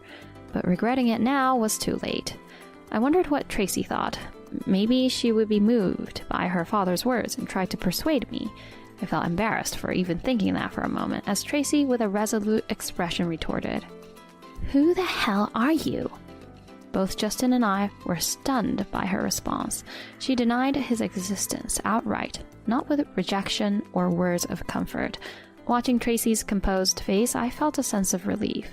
Moved by the sight of my daughter grown so strong, Tracy continued without even looking at Justin. Didn't you tell Mom to deal with the kid? You basically gave up your parental rights. You're divorcing Mom to be with your mistress, right? It appeared Tracy had overheard our phone conversation. I had tried to be discreet, but Tracy must have had her own thoughts about her father not attending the funeral. To Tracy, Justin, who was being unfaithful and saying that she was unnecessary, was no longer a father but a stranger. This left Justin visibly shaken, unable to move. Tracy, after letting out a heavy sigh, glared fiercely at him. You've always interfered with my future, and now you play the father card only when it suits you? To me, Mom was the only one who took care of me. I don't care about someone who didn't even come to my beloved grandma's funeral. Justin remained motionless for a while, but eventually seemed to comprehend Tracy's words. He stood up, red-faced, glaring at Tracy like a demon, and said, You ungrateful child. Do you know how much I've sacrificed for you? If you're going to say that, then repay all the tuition I paid up until middle school. His behavior was immature. To think a parent would demand tuition repayment from their child for fulfilling their duty. It disgusted me that he was my husband. Justin, with an eager look, approached us. Tracy, possibly feeling scared, stepped back a step and then another. However, at that moment, we heard police sirens and a patrol car stopped in front of our apartment. Justin stopped and slowly turned around. There stood our neighbors, looking more terrifying than Justin. I hadn't noticed due to the commotion, but I had left the door open. Our apartment has thin walls, and it was evening when many people were home. It seemed the neighbors had heard the noise and called the police. Realizing the police were here for him, Justin suddenly became flustered, his previous bravado gone. The police officer approached us first and asked about what had happened. The neighbors had reported Justin as a suspicious person. My relationship with the neighbors was always good. When I mentioned my mother's funeral, they even asked to attend to offer their respects. Naturally, they had asked about Justin's absence, and I had answered honestly. I remembered how the neighbors had unanimously condemned Justin as the worst upon hearing my story, knowing that they hadn't seen him around lately. Despite all that had happened, when Justin suddenly returned and caused a commotion at the front door, the neighbors didn't hesitate to call the police. Justin had always said that neighborhood relations were unnecessary, but in that moment I was grateful for the good relationship I have maintained with our neighbors. The police, while not intervening in civil matters, did not irresponsibly leave the scene unattended. Justin desperately tried to clear up the misunderstanding, saying, No, you've got it all wrong. I'm the head of this household. What's wrong with returning to my own home where my wife and daughter are? This is just a minor domestic dispute. Nothing that requires the police's involvement. His clear denial in front of the onlookers sparked a chorus of boos. The police officer calmed the crowd and then asked me if what Justin said was true. I answered honestly. I'm embarrassed to say this, but my husband and I are currently separated. He seems to have someone else already, and we were ready to divorce any day. I've even written the divorce papers. Believing my story, the police officer urged Justin to return to his current residence. The neighbors who had been watching from a distance also seemed to radiate an aura of, go back to where you came from. Despite looking like he wanted to say more, Justin remained at the scene, so I said to him, this isn't solving anything. Besides, when we separated, the house lease was transferred to my name, and I've been paying the rent, so don't just barge in here like you own the place. Justin seemed to have no response to that and fell silent again. Tracy then joined in, saying to the officer, Sir, this man is scary. That seemed to be the last straw for the police, who judged it necessary to protect Tracy, a minor. The officer said sternly to Justin, It's time for you to leave. Realizing the futility of resisting any further, Justin dejectedly left. 2 weeks had passed since Justin's visit. I consulted with a lawyer about the incident and decided to proceed with the divorce, seeking legal assistance. Considering Justin's behavior, I felt it would be difficult to have a reasonable discussion with him. The lawyer agreed, so I knew I had made the right choice. Finally, the day came when I had to speak with Justin again. He appeared dejected, but I unhesitatingly handed him the documents without saying a word. Justin, looking puzzled, read through them and was visibly shocked by what he saw. What? What is this? How did you find out? The documents detailed a claim for compensation against Justin and his mistress for infidelity. Justin's previous attitude had all been a blatant lie. Though he did have an affair, he had been influenced by the other woman to put on an act. This is what his mistress said to him. Your wife will inherit something now that her mother has passed away. If you shake things up a bit, you can get some money. Faced with a large sum, she'll probably want to settle with cash. Let's put on a show and try to get, say, about $10,000 for our marriage. The story about a family member needing advanced medical treatment and a large sum of money was a complete lie. It was a fabricated scenario to steal money from me. At that time, I just couldn't shake off my feeling of unease. After the funeral, Justin had called, clearly intending to break up, but then he suddenly turned weak and came begging. I had suspected something was behind his change of behavior. The timing was too perfect. Trusting my intuition, I had secretly hired a detective right after Justin's call to investigate his affairs. Once he openly admitted to the affair, Justin didn't bother to hide the evidence, making the collection of proof straightforward. Getting bolder after revealing the affair, he even celebrated his 5th year of relationship with his mistress, caught on camera saying, "Let's toast to our 5th year together." This meant Justin had been unfaithful even before our separation, 5 years prior, when we were still living together and our marriage hadn't yet broken down. So I could rightfully claim compensation for his infidelity.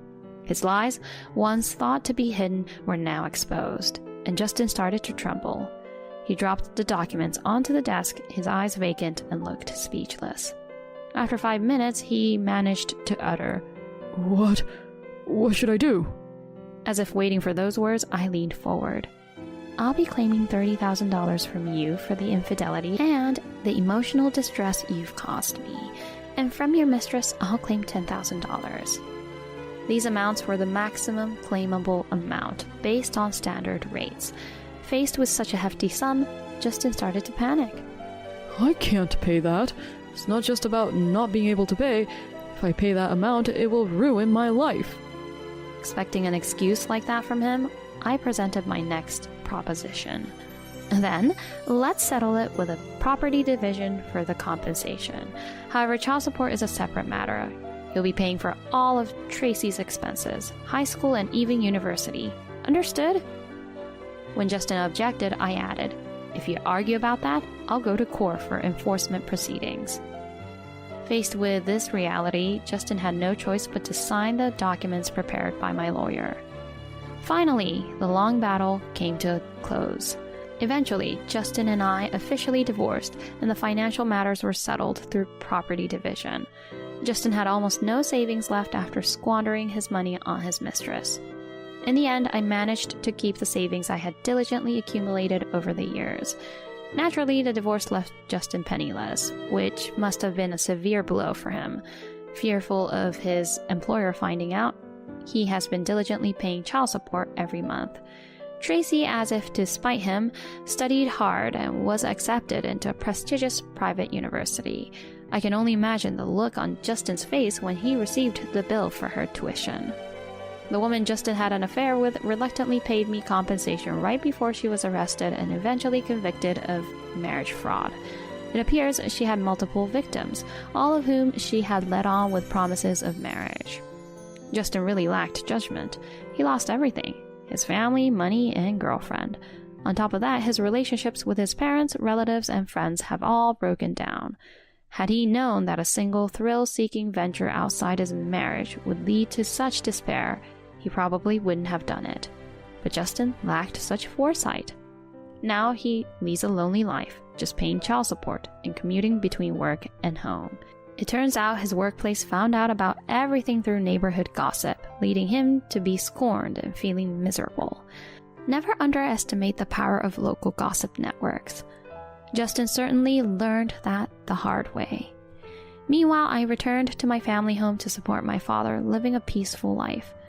One day, as Tracy was about to graduate from college, she brought home a seemingly nice young man, saying he was her boyfriend.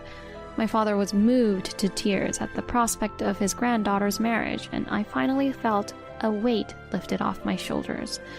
A few months later, at Tracy's wedding, as I lowered her veil in her pure white dress, Tracy, with tears in her eyes, said, "Mom, thank you for raising me. I promise I will be happy." Attending my beloved daughter Tracy's wedding filled me with joy. Having parted ways with a terrible husband and seeing Tracy in her wedding dress was enough to fulfill my heart. And with that, I decided to cherish every minute and second of the rest of my life.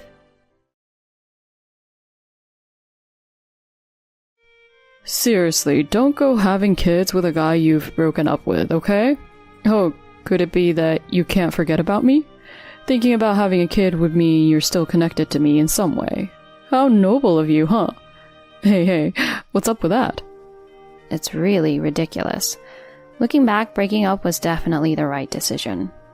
Being with such a delusional man, I would never have been able to find the happiness I have now. Today, I want to talk about my unforgettable dark history and the rebellion that followed. My name is Maggie. I'm a 53-year-old homemaker who finds joy in doing housework while watching the morning news show. Back then, I was 38, living a peaceful life with my husband, Tony, or so it seemed.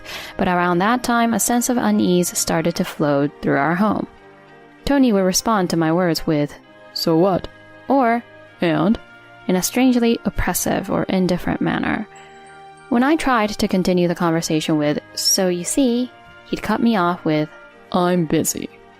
It felt dismissive, as if I was being brushed aside. It wasn't that he had always been like this. If anything, he was a talkative person who liked to joke around and make me laugh whenever he had the chance. But then this transformation happened. It was such a sudden change. I wondered if I had done something wrong, but couldn't think of anything specific. One day I found a faint lipstick mark on the back of a shirt Tony had sent for laundry. The day he wore that shirt, he came home late, saying he had to work overtime. It's hard to imagine someone at his male-dominated workplace leaning on his back with lipstick on. If there was such a person, that would be too scary to imagine. Could it be a woman? I naturally came to that conclusion, but a lipstick stain alone is hardly proof. There are endless excuses one could make, like bumping into someone by accident. I decided to wait and gather more evidence, carefully watching for any unusual behavior in Tony. Ironically, just paying a little more attention led to a plethora of evidence of infidelity. For example, Tony would always get up to go to the bathroom around 2 a.m. when sleeping at night. I had never doubted him before, but it turned out he was using that time to talk to a woman on the phone. There were times when long hairs would come out from the inside of his suit, and sometimes upon closer inspection, his handkerchief seemed to have wiped something resembling lipstick. The clincher was when I borrowed Tony's car after a long time and found a colored lip balm. Unless Tony was into using colored lip balm, this was the most undeniable evidence yet. 10 years into our marriage, the frustration of having my husband stolen by some newcomer and the pure loneliness and resurgence of affection for my husband made me wonder, can we really not start over? Is there no way to make him look back at me once more? Isn't there a way to rekindle something that has cooled down? As I was pondering this, the possibility of my pregnancy became apparent. It's a gift from God to be pregnant at this timing, goes without saying. We didn't have children. Perhaps the monotony in our relationship was the cause of Tony's infidelity. Maybe this pregnancy could bring about a change. With that hope, I brought up the pregnancy to Tony. But... "What? Give me a break, that's so annoying. Let's break up." I couldn't believe my ears. Well, in hindsight, I realized my judgment and expectations were too naive. The chances of a man who's cheating coming back to his partner are slim to none. It's not like in the trendy dramas where things work out smoothly. But back then, I truly believed that since we married out of love, we can surely get back together. Can you really say that? It's your child. Even so, a child is better off without a father like me. Besides, you've realized it too, right? Seeing Tony's smirking face made my heart jump. That I'm cheating. Pretending not to know about my husband's affair and plotting to return to a relationship as if nothing happened because of my pregnancy felt like being pushed off a cliff. At that time I thought, If the affair comes to light, our relationship will become tense, and Tony will never come back. However, I was mistaken. I did all sorts of things wanting you to find out, but you never said anything. I got tired of waiting. What? I was waiting for you to say, this is unforgivable, let's get divorced. Man, you're making me work too hard. You were kidding, right? I wouldn't make up such a hassle. I have a cute 24-year-old girlfriend now. A 38-year-old? About to get pregnant and gain weight? I have no use for an old lady like that anymore. After saying that, Tony added a predictable dad joke. If you get pear-shaped, you're useless. And laughed out loud by himself. Not funny at all. Here, take this. I'll pay compensation or whatever, just sign it already. What he presented was a divorce paper. Afterwards, I cried for 3 days and nights, and finally, as Tony stopped coming home, I made up my mind and signed the divorce papers. 5 years later, I was afraid of getting older and being single, but fortunately, I remarried my childhood friend Alex, who is also divorced, and we've been living modestly with our child. Alex, too, had been cheated on by his wife, an experienced veteran of a messy divorce. Because we both shared the same pain, living with him felt very comfortable. He would book a fancy restaurant for our anniversary every year and give me somewhat expensive gifts on my birthday. I felt cherished. I wish these days could continue forever. As I thought so, we welcomed our anniversary this year. A pleasant meal at the usual fancy restaurant was supposed to happen. Whoa, it's Maggie. The one who grimaced upon seeing my face was my ex-husband. What? Why are you here? I couldn't hide my disgust. What a tragedy. I had accidentally encountered my ex-husband coming out of the bathroom. What? It's a business reception. Unlike you hanging around looking bored, I'm busy. Huh? My ex-husband suddenly glanced behind me and approached quickly. Huh. So you had the kid we made that time. That's just creepy. Saying that, he pulled up the child's hand and started saying outrageous things while looking closely. Seriously, don't go having kids with a guy you've broken up with, huh? Oh, could it be that you can't forget about me? Thinking that having a kid would mean you're still connected to me in some way. How noble of you, huh? Hey, what's up with that? My ex-husband, while smirking and seemingly enjoying himself, spun the child around right there. The child's face gradually distorted and started crying out loud.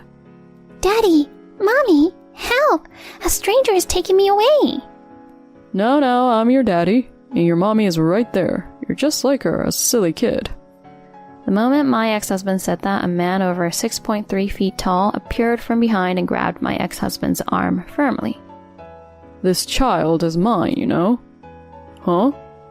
Seeing my bewildered ex-husband, I almost burst into laughter. Huh? This person, Maggie's remarried partner? Without answering my ex-husband's question, I don't know what you've been saying, but you don't think making someone's son cry will go without consequences, do you? The tall man said, glaring at my ex-husband.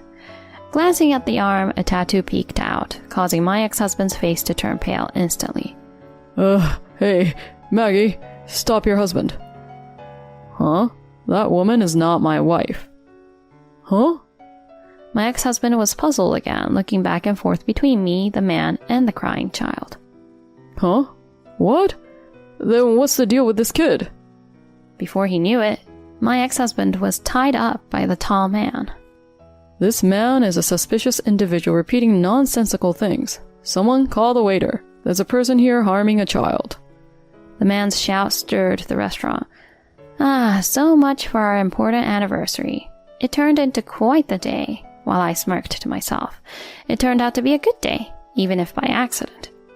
Waiter, over here. I saw this man forcibly grabbing the child's arm. My words left my ex-husband gaping. What? Hey, Maggie, what? What's going on? Seriously, I have no idea what's happening. As my husband frantically shouted, I said to him, I'm not the wife of that man, and that child is neither mine nor yours. But you were right behind him. You were standing in the narrow passage by the toilet entrance, blocking the child from entering. This child was simply following his dad into the restroom when you interfered. What? You might want to make a fool out of people, but jumping into conclusions should be kept in moderation. Why don't you pay more attention to your surroundings? What? Shut up. You have no right to tell me that. Right. A suspicious person wouldn't get my gracious words, would they? I'm not a suspicious person. Oh, please.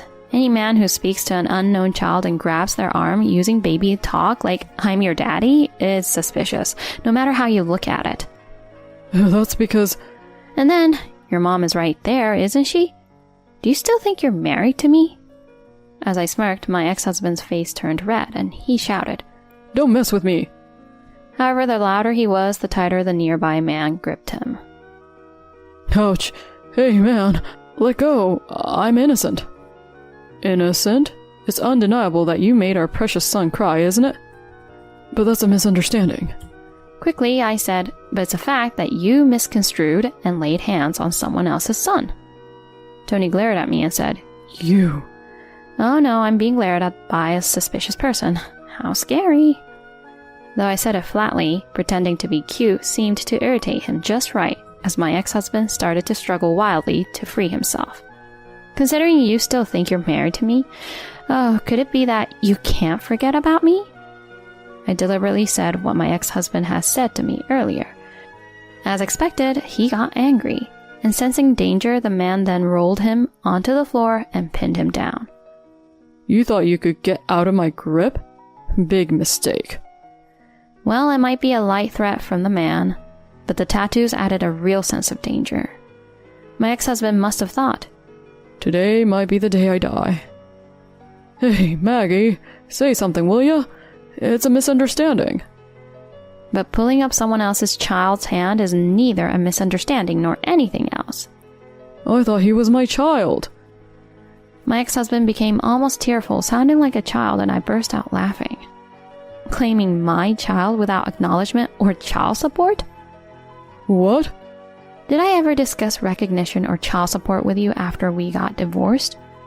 No, I wasn't planning to recognize it anyway. You knew that, so you didn't contact me, right? Are you stupid? I wouldn't do such a foolish thing while raising a child alone. Admit it. I would have pursued you relentlessly until you paid. Huh? Then why? Back then, the pregnancy test was wrong. I wasn't pregnant after all. The gynecologist confirmed it, so I decided to sign the divorce papers. Indeed, during those 3 days when the divorce was discussed and my husband stopped coming home, I did cry. However, with a child on the way, I couldn't just divorce without understanding the situation, so I first went to the gynecologist. Even if I were to divorce, I wanted to sort out things like compensation, child support, and future living expenses. If not, divorcing meant the child could benefit, I was willing to endure. However, the gynecologist found no signs of pregnancy, but instead discovered a tumor in my ovaries. During surgery for that tumor, I happened to share a room with the mother of my current husband, Alex. Since Alex and I were childhood friends, I knew his parents. Reconnecting with Alex during his visit, we grew close again. I once thought this pregnancy was a blessing for a child with my husband and a gift from God at this timing. However, it actually brought me to a partner with whom I could truly say it was right to leave my ex-husband and allowed for the early detection of my illness. And last year, despite having one ovary removed, I had a child with my current husband. It seemed like a series of unfortunate events, but for me, it was actually filled with good fortune. Knowing everything, my ex-husband's face turned pale, muttering, No way, I was dumped by that woman. Laughing at the fact that he was dumped goes without saying. Well, it's obvious a young girl wouldn't want to be with an aging man like him.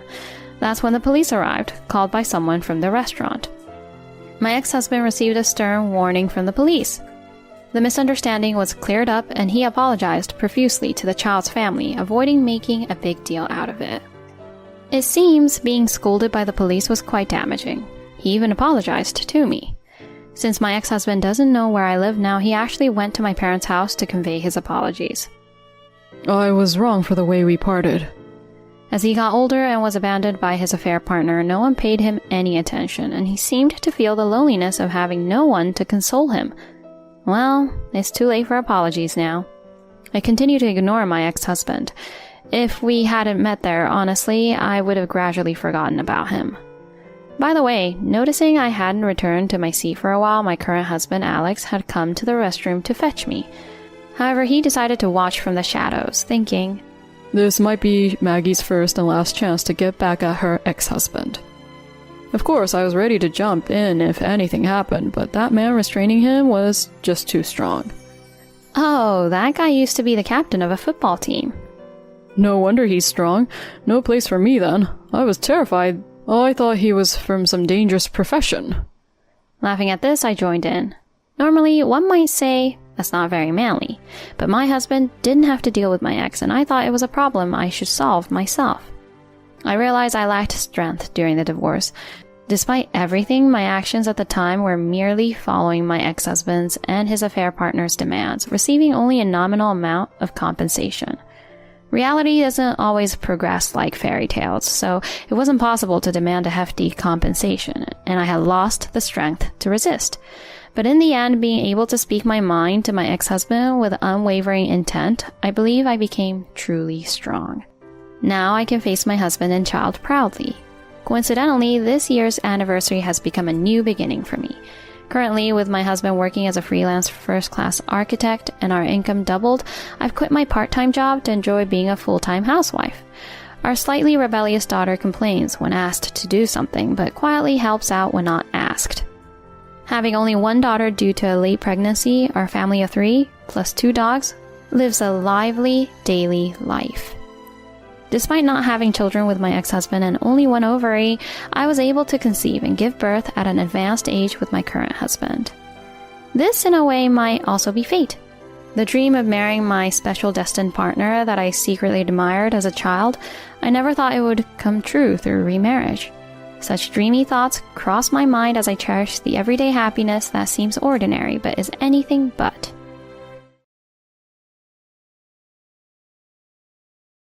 Since I'm going out with her, it's time for us to get divorced.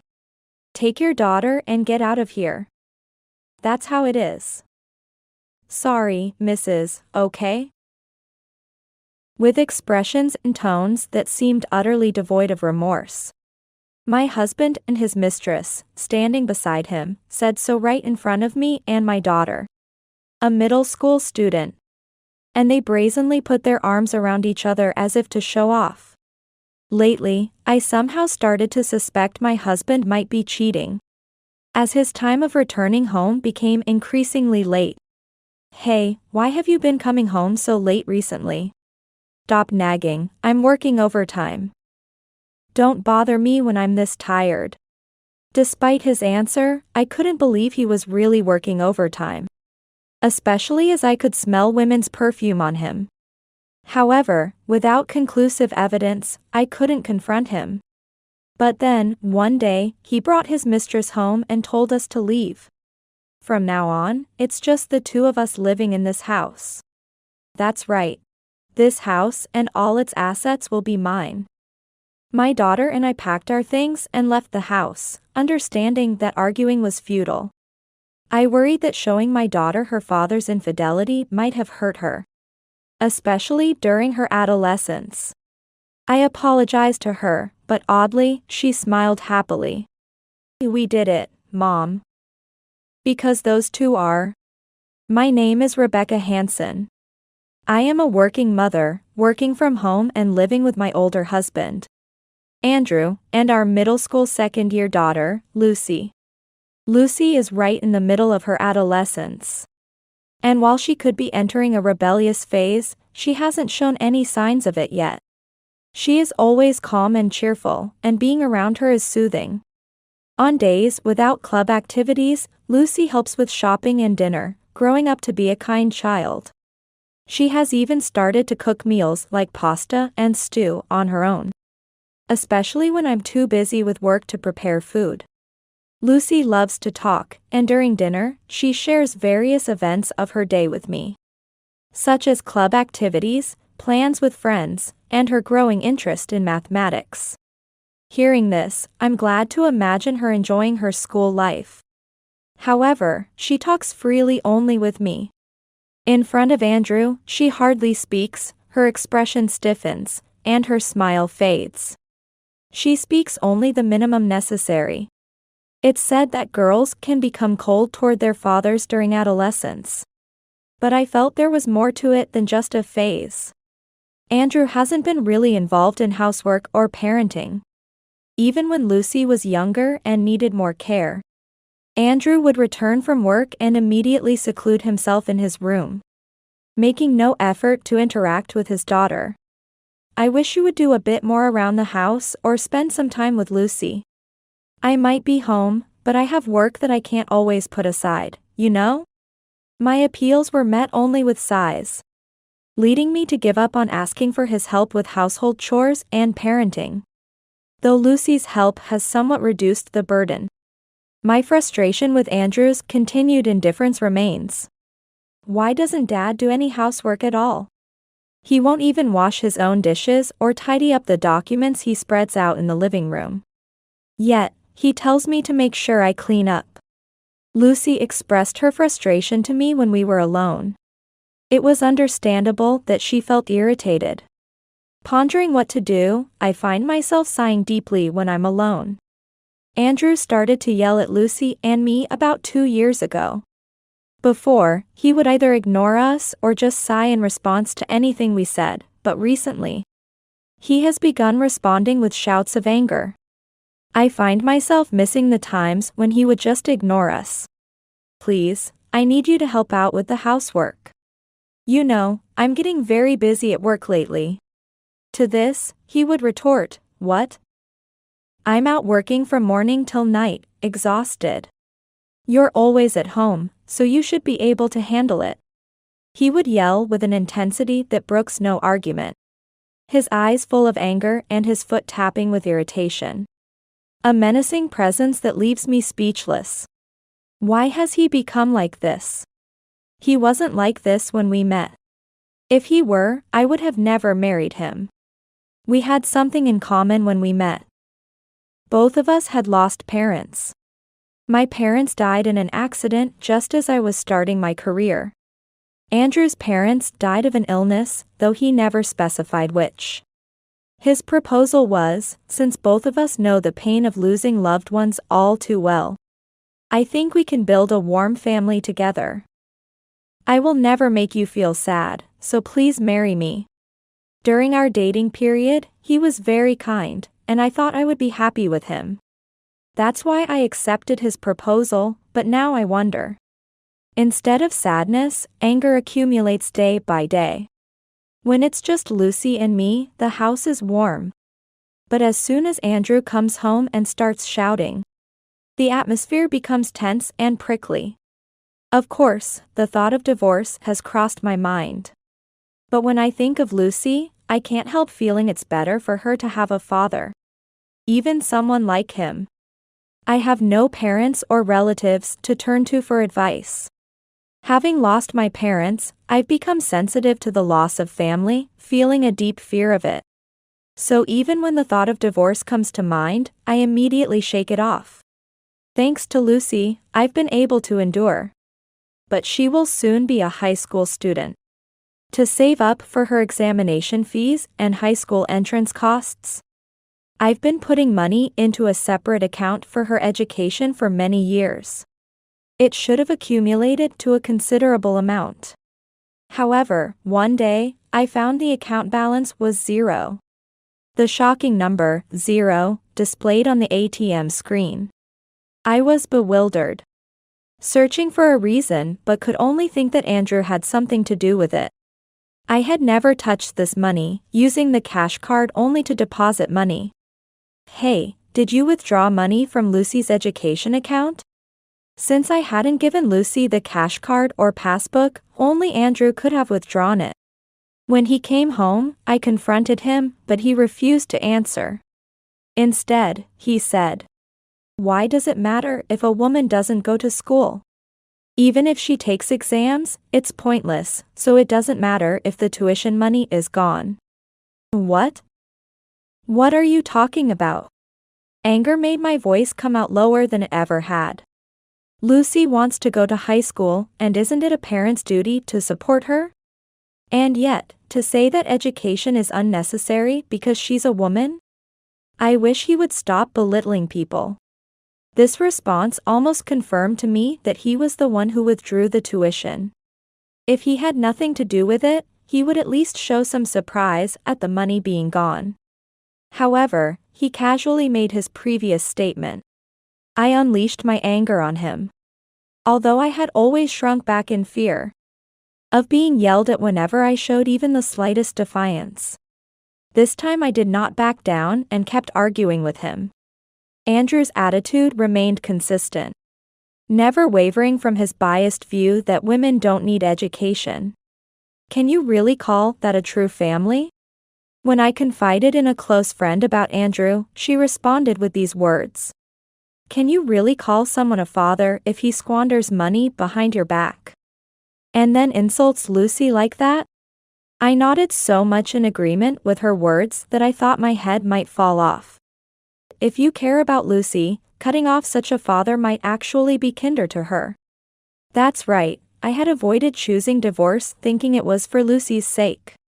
But I was wrong. I began to consider that divorcing might be better for both her and myself.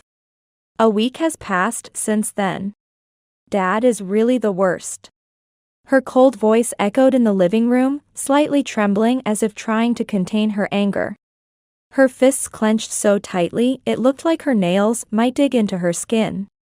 She found out that Andrew had withdrawn money from the account meant for her school fees. I had told her about the existence of that account. Thanks, Mom. I'll work hard to pass the exams for my preferred school. She had expressed her gratitude with a sparkling smile. But now, her expression was dark with despair. With a cold look filled with hatred, she glared sharply at Andrew. After muttering the worst again, she slammed the door and locked herself in her room. Perhaps being reprimanded by her daughter might have a greater effect on Andrew than anything I could say. However, when I looked at him, he seemed bewildered, as if he had no idea what had happened. What's with her? Such a cheeky attitude towards her father. It must be because of your poor upbringing, right? Despite it being his own fault, he directed his anger at me. It's astounding that he would use such words here. It's only natural for Lucy to be angry. Andrew had no right to be outraged. He refused to acknowledge his fault. Then, his returns home began to get even later. Although he used to come home by 8 p.m. even on days with overtime, it gradually shifted to 9 p.m., 10 p.m., and then there were days he wouldn't return even after 11 p.m. Hey, why have you been coming home so late recently? Stop nagging, I'm working overtime. Don't bother me when I'm this tired. I wondered if it was really overtime. My distrust in him grew, not just because of his late returns, but also because I could smell a floral perfume on him. At first, it was a faint scent, but over time the fragrance became stronger. It might be the scent from someone at work, but it was too strong to be just that. However, without proof, I couldn't confront him. Days went by without Andrew and Lucy speaking a word to each other. The gap between them, caused by the school fees issue, grew deeper. Then, one day, after a long while, around 7 p.m., I heard the front door open. Andrew had returned. Until then talking cheerfully, Lucy's expression vanished the moment he did. I felt something was off when I heard his footsteps approaching the living room, accompanied by a woman's laughter. His voice responded to her giggles. As he appeared in the living room, both Lucy and I were speechless at the sight of Andrew. We hadn't seen him smiling like this for a long time. And an obviously much younger woman was standing behind him. The strong perfume that wafted around her overpowered the scent of the dinner I was preparing. It was the same scent I had started to notice a while ago. Stunned, we looked at Andrew and the woman, while they were wearing a relaxed smile. Excuse me, but who is this? I asked tentatively, and they turned towards each other, smugly putting their arms around one another as if to flaunt their relationship. This is Stacy Hill. We're dating. That's how it is. Sorry, Mrs., okay? With a drawn-out voice, Stacy made an irritating remark. Her expression and tone suggested she didn't think she was doing anything wrong. My suspicion that Andrew might be cheating was unfortunately confirmed. So, we're getting divorced. Take Lucy and get out. Don't be silly. Did he bring Stacy back just to have this conversation? Lucy glared at Andrew and Stacy in turn, with eyes full of intense anger. You can't just suddenly say something like that. Aww. Andrew doesn't have feelings for you anymore, ma'am.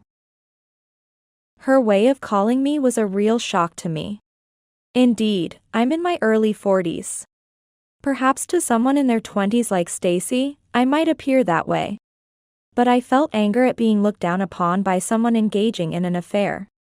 Just so you know, I'll be demanding compensation from you. Why would you demand it from me? It's absurd for me to pay when they are the ones who cheated. Why? Because you and your daughter neglected me. It's compensation for hurting my feelings. Andrew spoke brazenly and frivolously, presumably referring to our complaints about him misusing the education funds. But that was entirely his fault. So hurry up and leave. Stacy and I are gonna live here from now on. That's right. This house and its assets will be mine. Lucy and I quickly packed our belongings and left the house. A friend agreed to let us stay with them. I'm sorry, Lucy. It's my fault for clinging to someone like him for so long, causing you distress. I might have left a scar on her by exposing her father's infidelity. However, Lucy seemed oddly happy. We did it, Mom. Huh? Confused by her words, I looked at her closely. Then, she whispered something to me. Later, we found ourselves facing Andrew and Stacy again. Accompanied by a lawyer, we were there for the divorce mediation. Stacy was smirking, her arm intertwined with Andrew's. I was almost impressed they could display such shamelessness in front of a third party. We demand compensation for the affair, as well as repayment for the misused education funds. When I stated this matter-of-factly, they didn't seem surprised, smiling foolishly as they responded. What nonsense are you talking about? Do you have any proof that I used the savings? Yes, I have one right here. Andrew, not expecting evidence, stared at the proof I presented. This evidence wasn't collected by me, but by Lucy. In fact, she had realized Andrew was cheating, and had also caught wind that he was squandering her education fund on his mistress. Wait, this is different from what we discussed. I can't defend you like this. The lawyer frowned and whispered to Andrew. Though they thought they were being quiet, their voices carried clearly to me. They must have planned to blame me for the divorce with false accusations. However, the divorce was finalized with Andrew being at fault, and we were able to obtain a lump sum payment for the compensation and the misused savings. Andrew acted nonchalantly, saying, "Well, it's not a significant amount." Despite being deserted by his lawyer, and having to pay a substantial sum including Stacy's compensation. One might wonder why he remained smug, but I knew the reason. Looking down so they couldn't see my face, I secretly lifted the corners of my mouth into a smile. Half a year later, I received a call. The caller ID showed my now ex-husband, Andrew. I picked up the vibrating phone without hesitation, having anticipated he might contact me eventually. Hello? How are you doing? How am I doing? Thanks to you, I'm in a mess. It was certainly not my fault. He was merely facing the consequences of his own actions. So, what's the trouble? Don't play dumb. Why did you tell my parents about the divorce and everything? He raised his voice in anger. Since it was a phone call, I couldn't see his face, and he couldn't lash out at me physically. I responded without fear. Well, if we're getting divorced, it's only right to inform the parents, isn't it? But why? He mumbled something in return, probably wondering how I knew his parents were alive. Actually, Andrew's parents weren't dead. So why had he lied all along? It was to monopolize their inheritance. His parents were quite wealthy, meaning their inheritance would be substantial. Being an only child, Andrew thought he could secure a large sum of money for himself if he kept his parents' existence a secret from me. He also hadn't told his parents about his marriage. During her investigation into Andrew's affair, Lucy discovered and informed me that his parents were actually alive. Lucy had been sneakily checking the phone book and making notes of her grandparents' contact information, seizing the moment whenever Andrew was in the bath. Dad had them saved under a dad and a mom, so it was easy to find. Lucy was smiling proudly. Then, I secretly called his parents to explain everything. Of course, they didn't believe me right away. What? Andrew was married. He never showed any signs of that to us. However, with persistent explanation, I managed to convince them.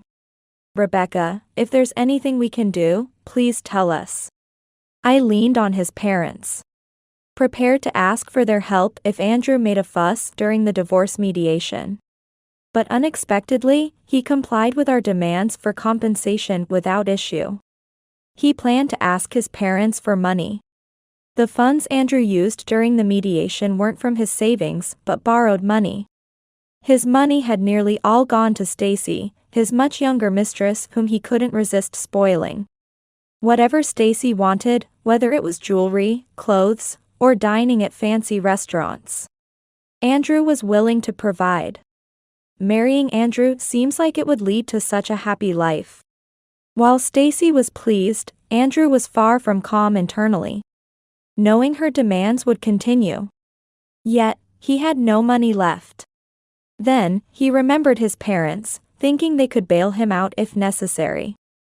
However, life is not that easy. Once they learned everything, his parents disowned him. Not a single penny of the inheritance will go to you. It will go to Lucy. After the divorce was finalized, Andrew showed up at his parents' home, only to be met with this declaration by his father. He had lost everything after the divorce. He was fired from his job after debt collectors harassed him. Stacy also disappeared after quitting her job, likely due to Andrew's debt. With his parents cutting ties, Andrew had no one left to turn to. That's when I had a bad feeling. Just when I thought it was merely a call filled with complaints, I found myself bracing for the possibility that he might actually propose remarriage. Please, will you marry me again? Then I wouldn't have to pay you compensation for the affair, right? As expected, I rubbed my forehead in frustration and deliberately let out a loud sigh, audible enough for him to hear over the phone. He probably thought that by remarrying me, he could avoid compensation payments and possibly reverse his disinheritance. But there was no advantage for me in this. After all he and Stacy Hill had put me and Lucy through, the nerve of such a proposition was astounding. Where are you now? I'll come over so we can talk. Don't come. Besides, we've moved. I cut him off sharply, and for a moment, Andrew was at a loss for words. If you try to find out our address and show up, I will call the police. I will never remarry you. You've made your bed, now lie in it. With that, I hung up without waiting for a reply. Later, he appeared at our place once, seemingly underestimating my resolve to actually call the police. However, my threat was not idle. The realization that I was serious must have hit him when I called the police, as he never showed up again. Having overcome the significant ordeal of her father's infidelity, Lucy successfully passed her entrance exams. Invited by my in-laws for a celebration, we enjoyed a feast together. Congratulations on your acceptance, Lucy. You've done well. They praised her warmly, making us feel incredibly welcome. Despite initially being nervous, Lucy soon began to engage in conversation, smiling Rebecca, this is just a suggestion, and you can refuse if you don't like it, but with this preface, my in-laws proposed the idea of adoption. For me, who had lost parents, it was an incredibly attractive offer. Lucy had also grown fond of them. Believing we could find happiness living together, I accepted their proposal. Now, Lucy and I are spending our days peacefully with our new family.